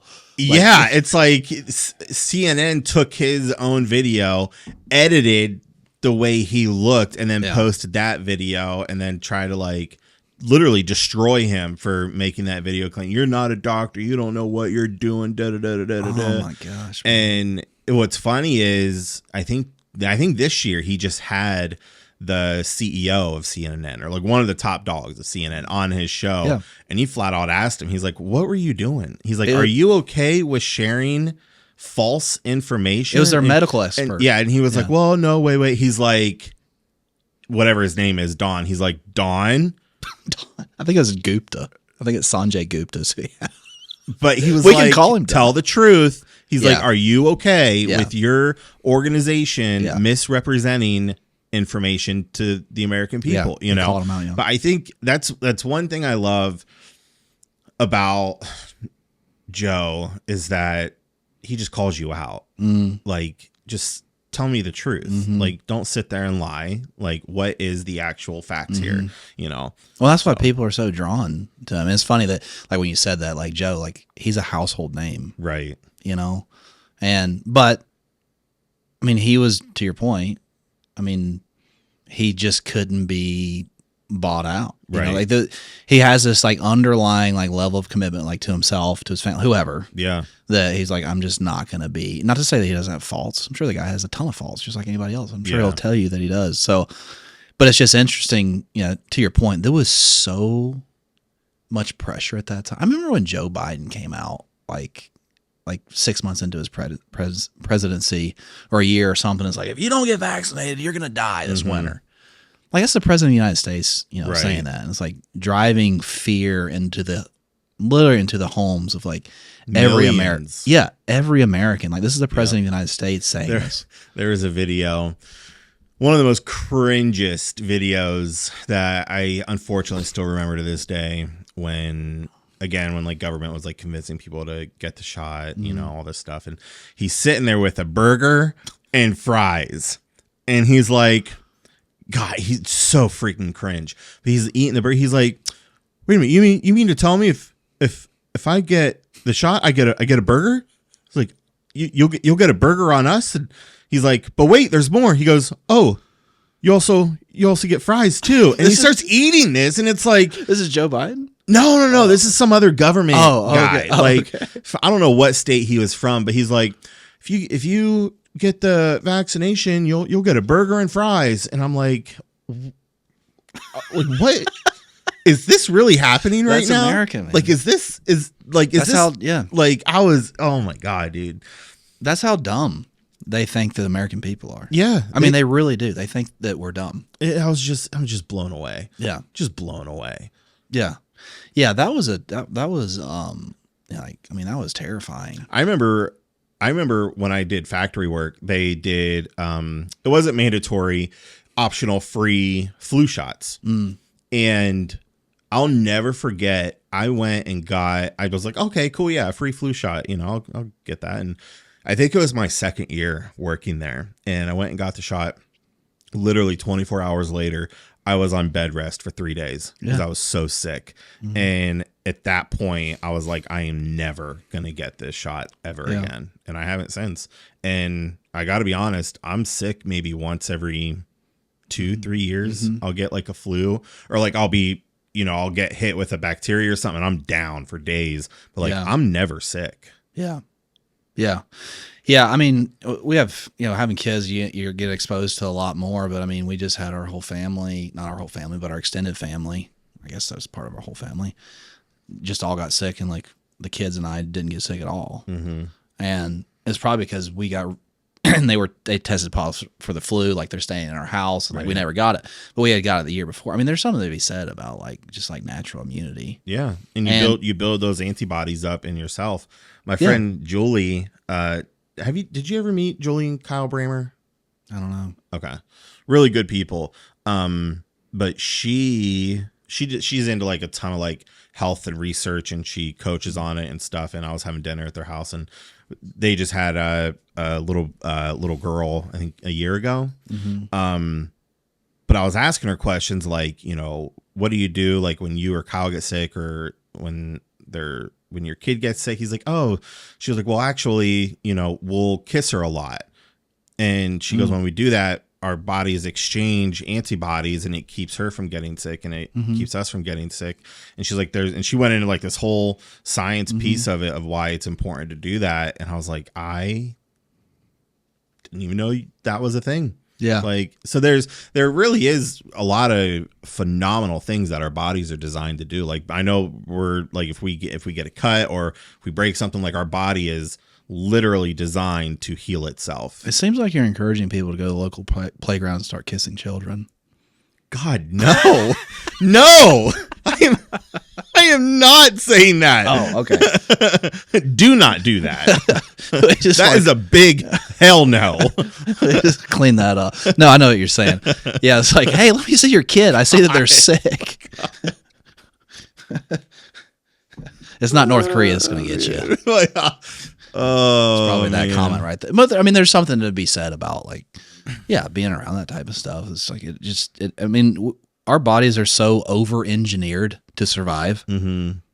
Like, think about how many things can go wrong right now. Right. Like, literally, there's Christine's gonna laugh at me. There's probably billions of things that could go wrong with me right now because all the communication is happening on the inside of our body. Like, we're designed to live, and so not to say that people don't get. I mean, when COVID first came out, it was like pretty scary. I mean, it was like 2 weeks to slow the spread. Remember that 2 weeks to slow the spread versus like 4 years or whatever it ended up being.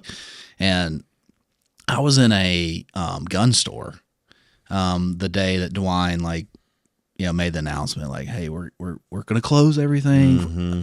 Crazy, right? This like, is wild. Isn't that crazy? We just went from fully operating society to the governor's basically shut down America. Hey, your restaurants, your grocery store, all this stuff. And I remember like seeing these dudes like whipping into this gun store, and they were just like wheeling out like literal what do you call them? Dollies of just ammunition. Really? And I'm like, what is going on? Like, do they know something I don't know? Like, what is going on? I mean, there was so much fear that was involved. But if you looked at what was happening in Australia, like months later, they were literally building camps and sticking people into these camps. And it's like, and protected by guards with weapons. Like, you are not leaving this place. Yeah. I mean, it only takes, I was talking to someone about this the other day, but,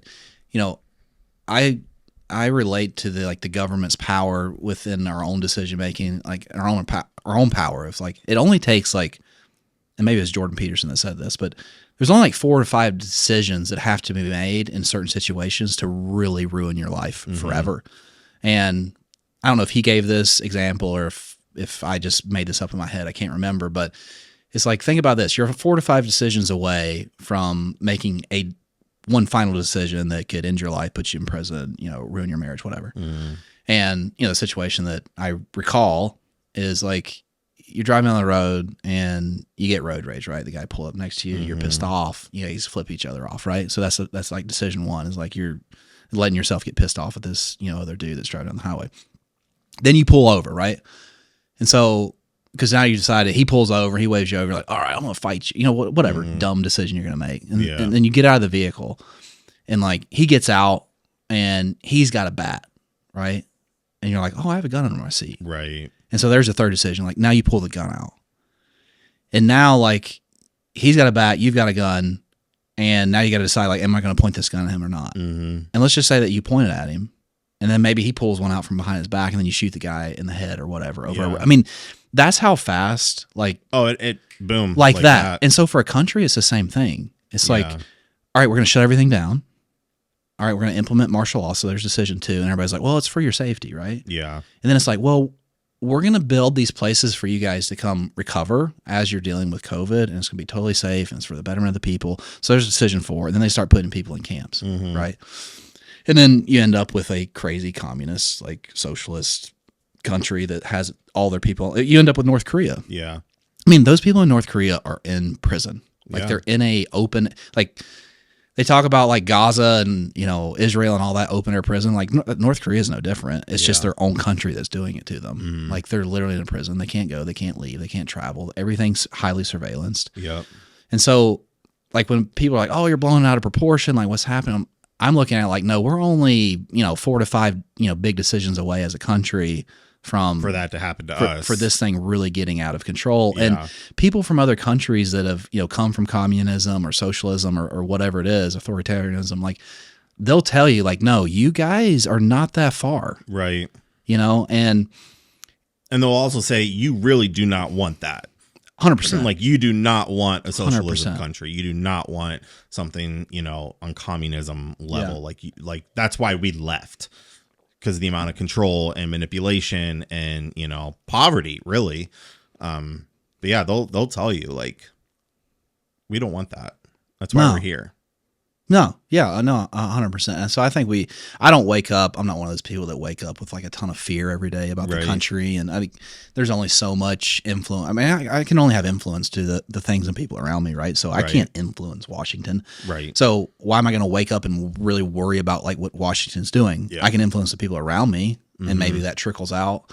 So I don't just dwell in fear and conspiracies, even though most conspiracies tend to be true, it seems like these days. It's getting pretty crazy. The moon landing is fake, number one. I mean, are you bought in on that, the moon landing? No, I don't. I believe it was fake. You do? Oh yeah.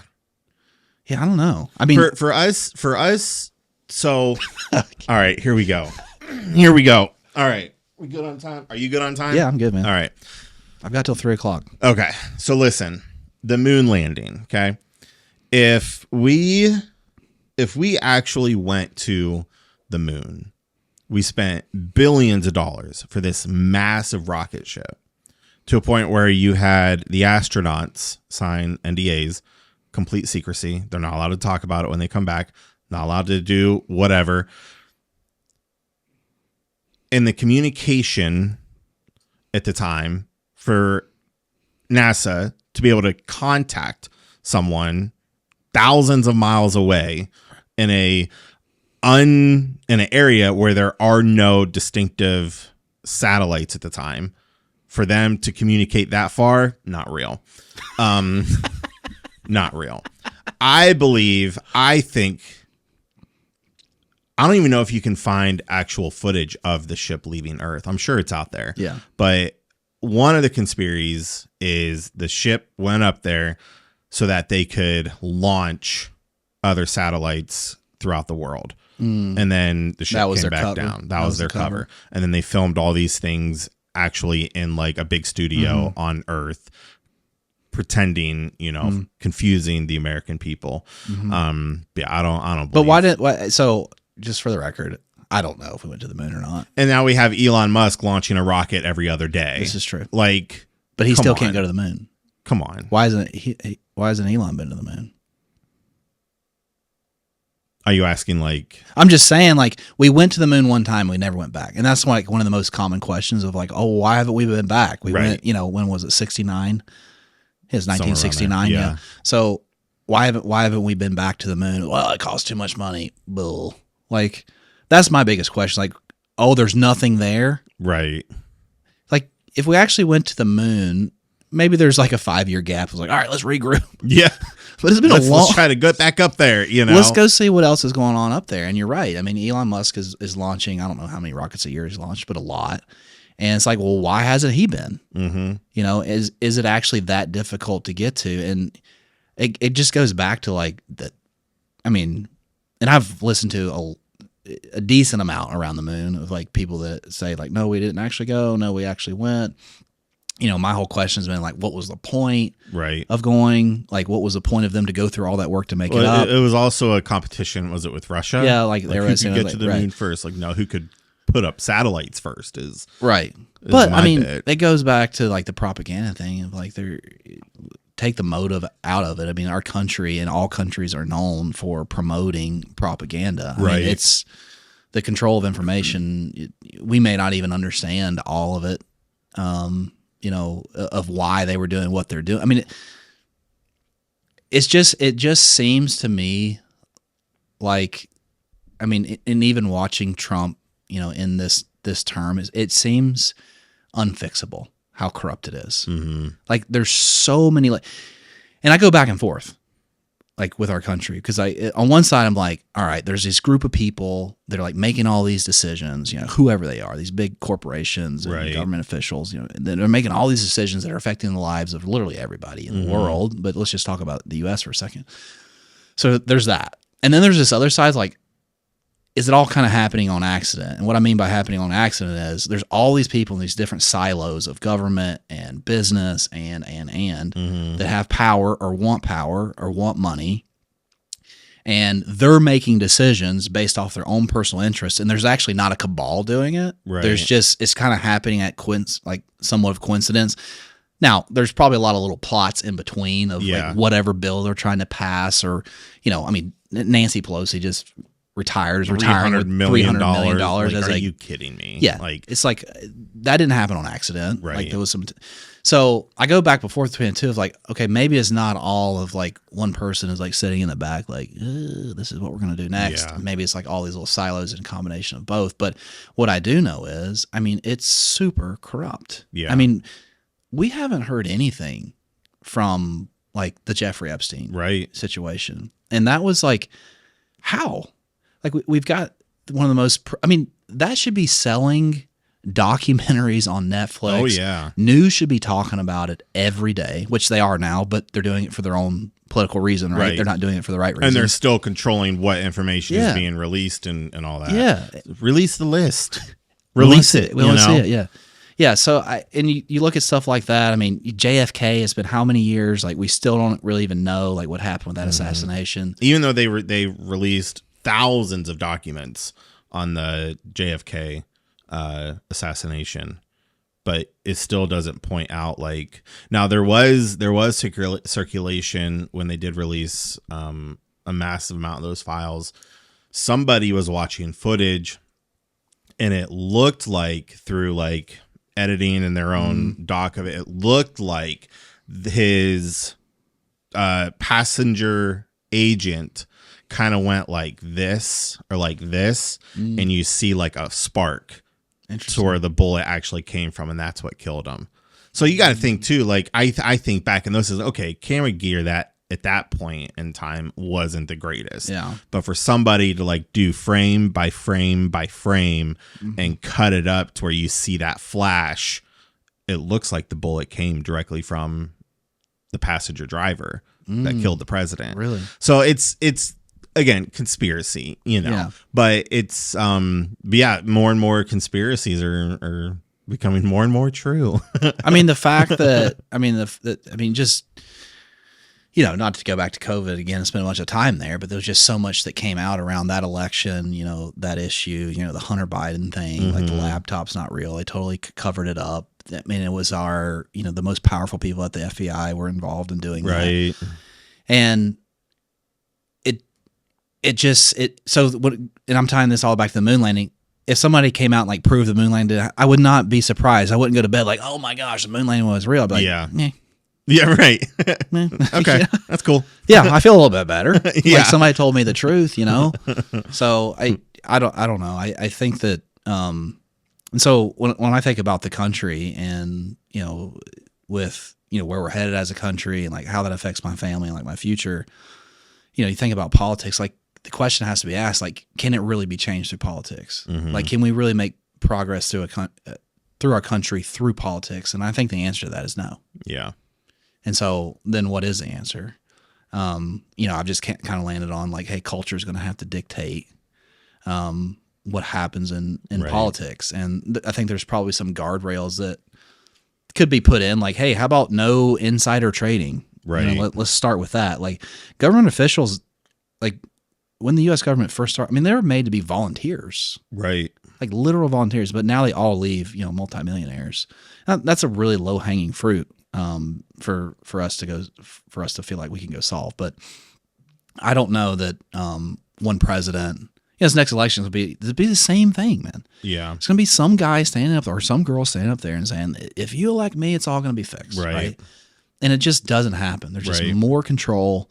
As much as, I voted for Trump, I pray for Trump. There's a lot of things I really like about him, but it's like, what can he really do? Right. And there's just been some things that you just real, like his first term, it was like, all right, he's kind of getting his feet under him. Right. Yeah. Right. He's trying to figure out like who he can trust, who he can't trust, all these different things. And it's like, all right, he did some really good things then. I really enjoyed his term then.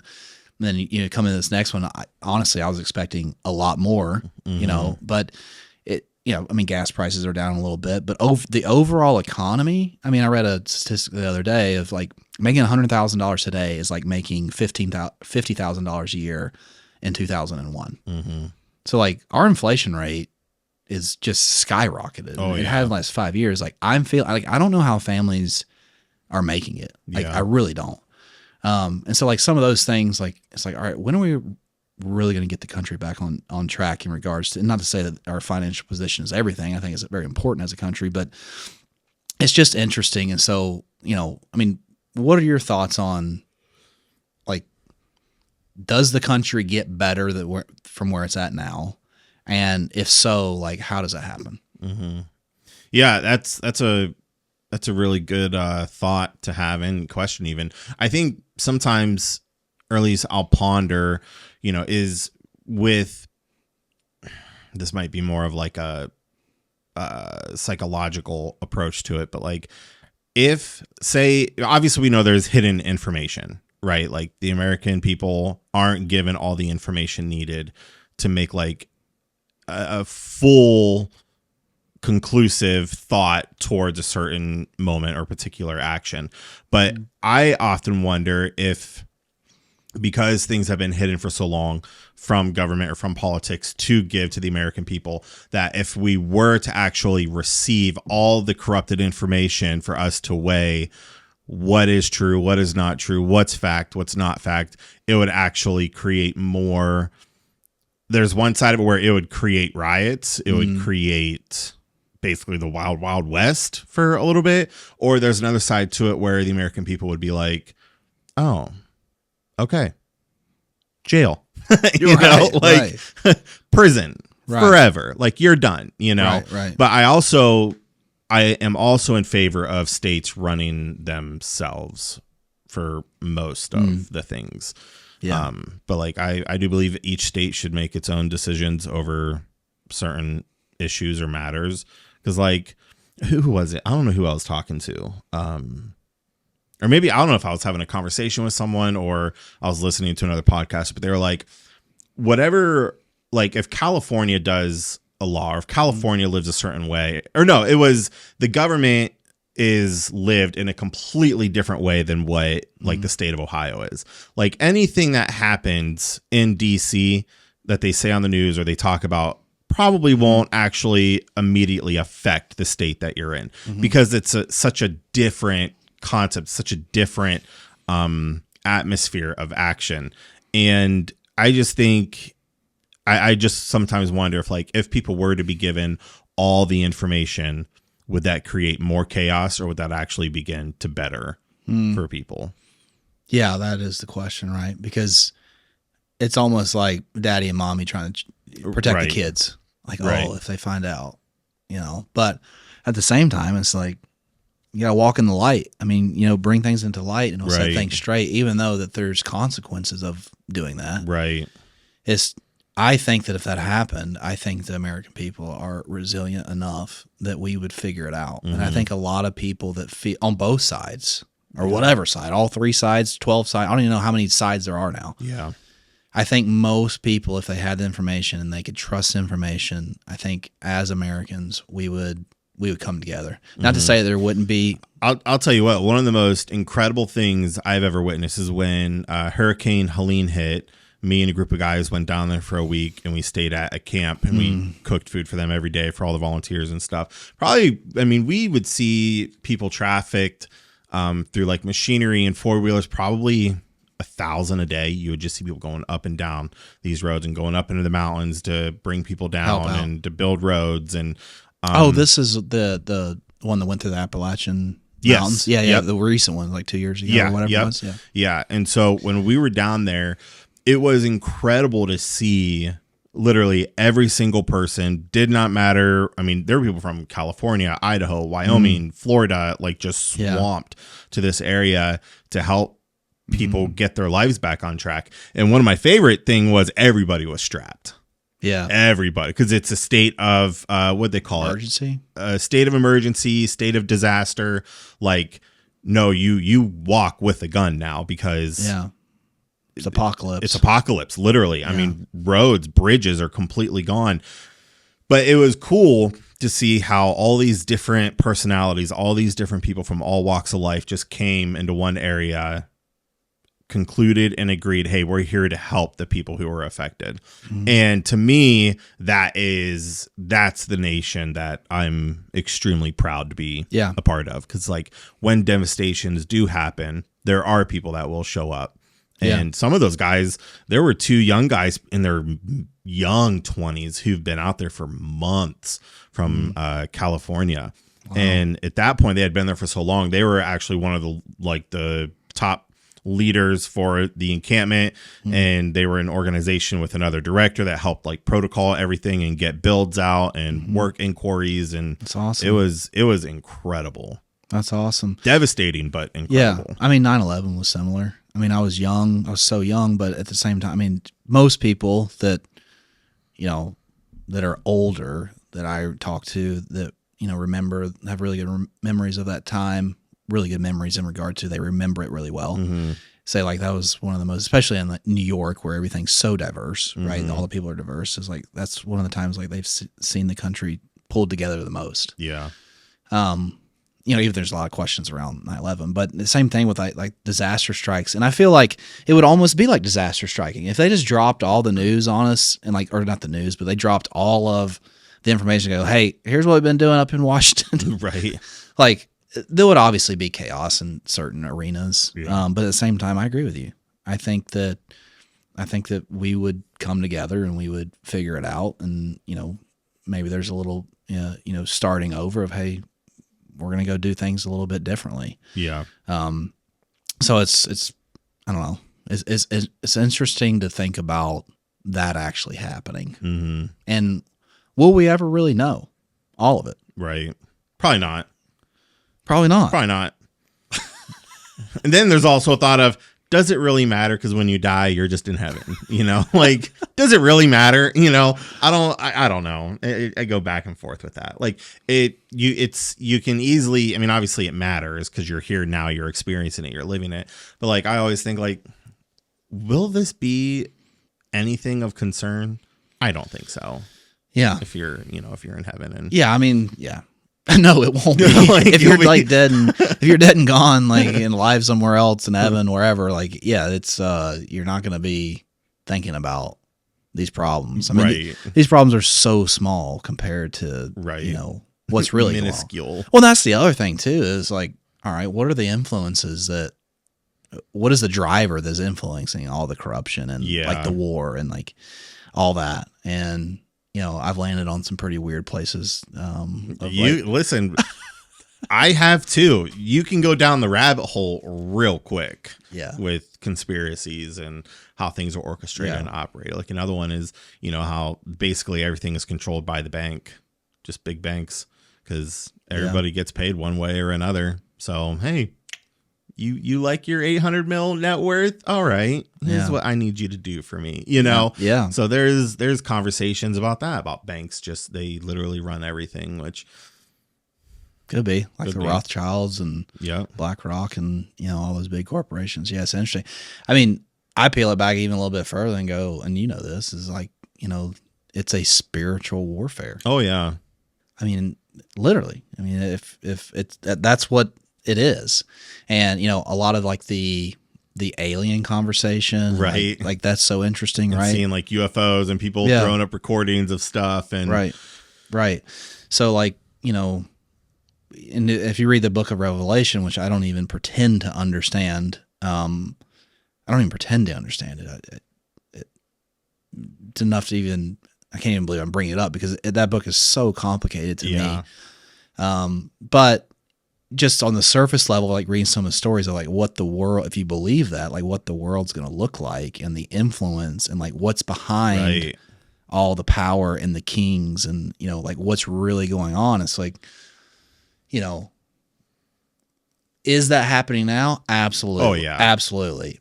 Is it happening to the point where it's manifesting itself in a form that like people may actually be having like strategic conversations with demonic forces? Yeah. I believe it 100%. I do too. I think it's I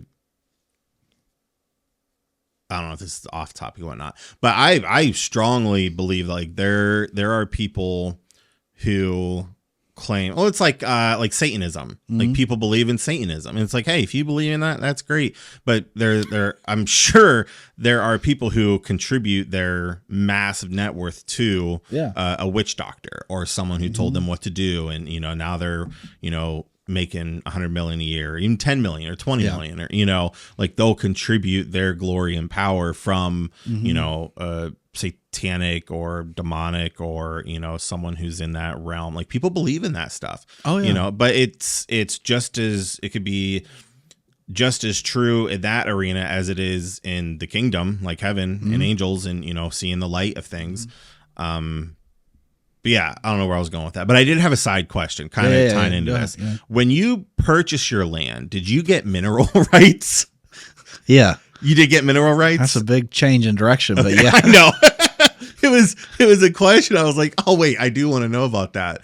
Because my brother-in-law and Rachel were looking to get land and stuff, and they luckily, and this was, I think was last year, the end of last year, they were looking to acquire some land, and a decent amount actually, and they were like halfway through in signing this like they put a deposit down. They realized they didn't get the mineral rights.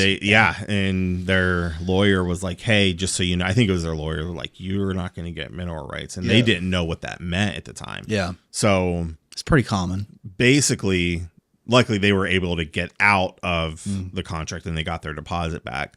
But that was one of the things in the whole bubble of this session of what we're talking about, you know, with control and freedom and, you know, politics and whatnot.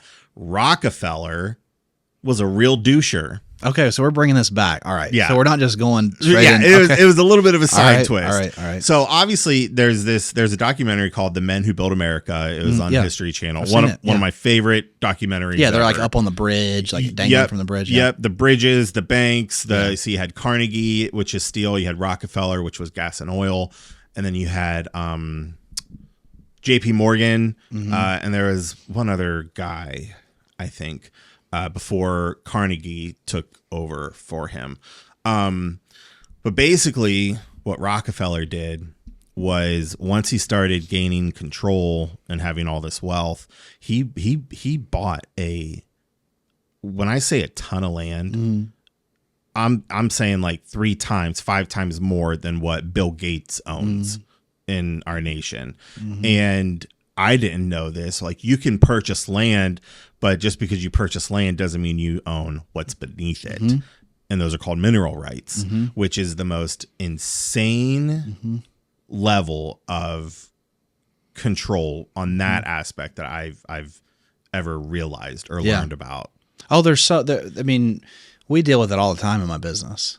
So like and a lot of people don't know, right? Like, I mean, it's just, and it's not shame on you for not knowing. It's just not a known thing. Think of it. Yeah. You think, oh, I'm buying this land. But they can control, you know, what's underneath, you know, the oil and all that. They can have easement rights. I mean, you know, like when we buy land for my company, I mean, we spend an extraordinary amount of time and money on just investigating those very things, which is like the title work, you know, the deeds, like who has ownership in the property, what easements go through, what's there, what was there, can someone come back and take it? I mean, extensive amount of research on which property is so interesting, which part of the reason is what makes it so valuable. But yeah, I mean, if you're buying land, I mean, and there's some people that buy it and they go, you know what, we don't get the mineral rights, like whatever, like, and the property's priced appropriately and they buy it because of that. And you know, the risk in most cases for some big organization coming back and like drilling on that land is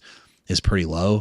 But it's still going to happen. Right. And I'm not giving legal advice by any means, but yeah, I mean, like when you go sit down and close on a property, especially if you're using a bank, there's like 170 pages of like shit that you're signing. Right. And no one reads it. Right. Like no one reads it. Like your first time home buyer, second, third, I don't care who you are. No one says I read. You can't change it anyways.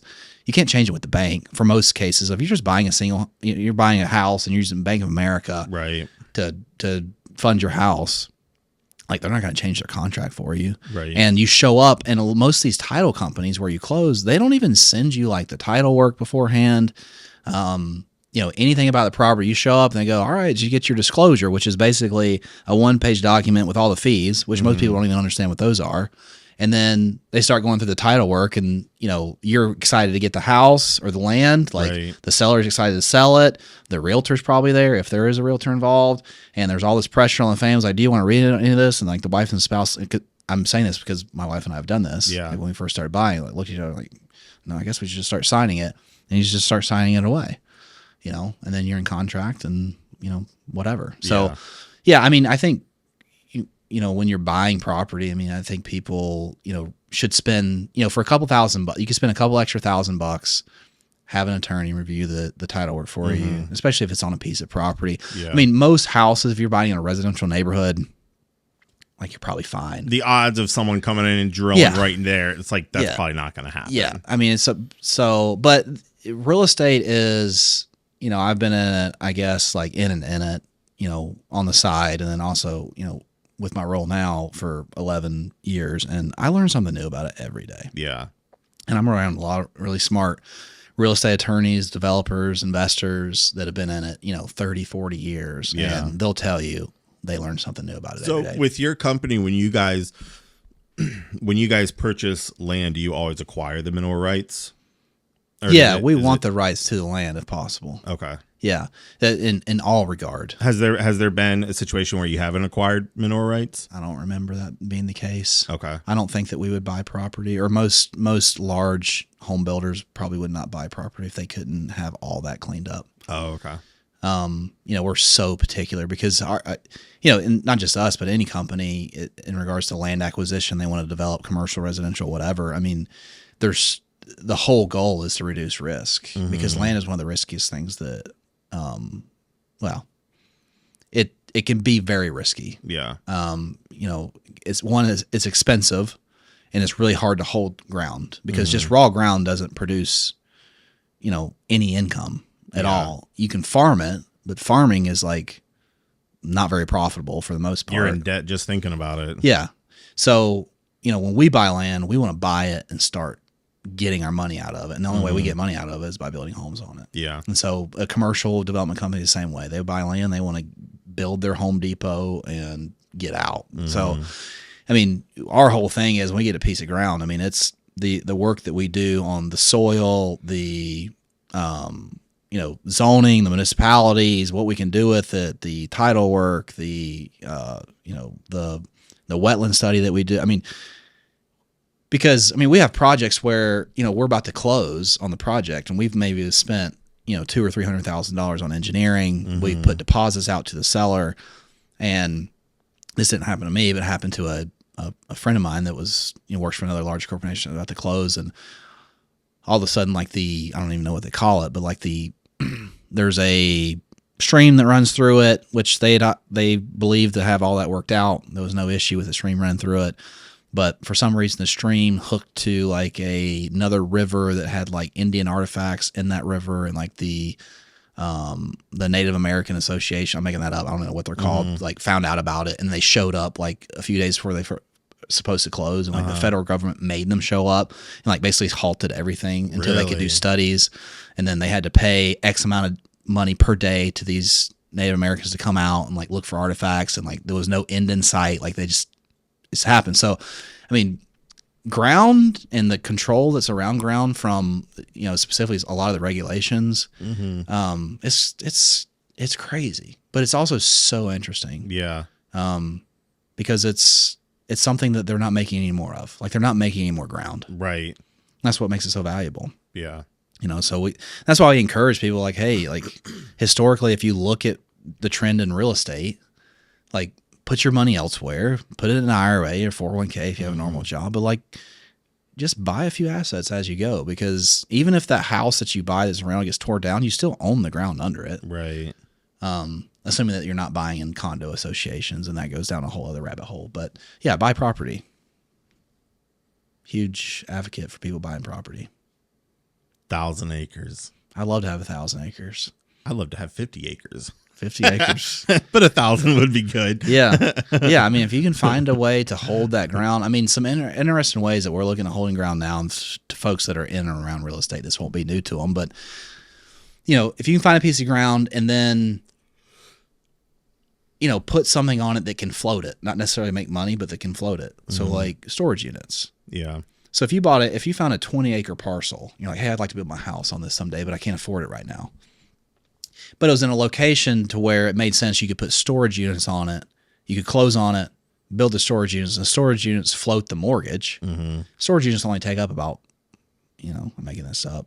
They can take up as much space as the demand will, but that, 5 to 10 acres, you can get a lot of storage units on 10 acres. Yeah. And assuming you can pro forma that to work and market it and all that, then you just buy it, stick storage units on it. The storage units pays for the ground until you're ready to build. And that's a way to hold ground. So you talk about people that it's hard to go out and just buy 50 acres Right. because most people, myself included, you know, you go out and you buy that 50 acres, you know, after you buy the 50 acres, you kind of spend all your money probably, right? Now you got this more, but then you have to figure out how to build a house and so you need a way to like float the ground. So there's ways that you can do it in the right spot. I mean, farming's one way. I'm not that close to like, I know that farming is, you're not making a ton of a farming, but it would cut into like some of your savings, like timber, you know, in the South, you know, like a lot of people will buy ground.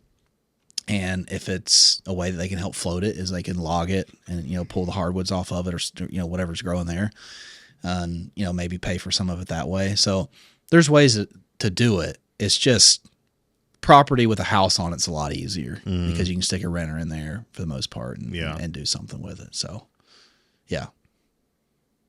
Big tracts of land are interesting. Very interested. I mean, if you know, like a lot of the larger investors that we work with, a lot of them own golf courses. And they don't own the golf course because they like to golf. They own it because it's an easy way to float the ground. And they're going to develop it one day. Interesting. Yeah. Never thought of that. Yeah, a lot of golf courses turn into developments. So, yeah, I mean, I know one in particular here in Central Ohio. I mean, he owns a ton of golf courses, and he doesn't even golf. He knows there are going to be development opportunities one day. Maybe the golf course, I have no idea. Maybe it breaks even. Maybe it makes, you know, a couple million a year. I don't know, but he doesn't really care. He's just it's just a way for him to hold the ground. Yeah. But if you look at some of the larger farmers around here that like we do business with, I mean, they understand. I mean, farmers are some of the smartest people when it comes to land and land position. They're so smart, especially the guys that have acquired and been around for generations. Yeah, and they start figuring it out. They're smart. I mean, they are smart gentlemen. Yeah, that know the value of land. You know, and if you can find a way to buy land and hold on to it, I mean, especially in decent locations, it will pay off. Like it will pay off long term for sure. Yeah. So, yeah. Interesting. Any final words of encouragement you want all my No, I mean, I think it's awesome what you're doing. subscribers to learn? Yeah. No, I think this is awesome. I mean, you know, you and I kicked out around the idea of doing it. You know, me doing something at my house is so cool to see you in here doing it. I mean, cool conversations. You've done a nice job with it. You've taught me, you know, probably I could have read 10 books and you've taught me enough about it in 30 minutes of how to set everything up. But, no, I think it's great. I appreciate you having me on and, you know, maybe we can do it again sometime. Yeah. Sounds good, dude. Yeah. Ciao. Ciao. Good deal, man. Yeah, that was good.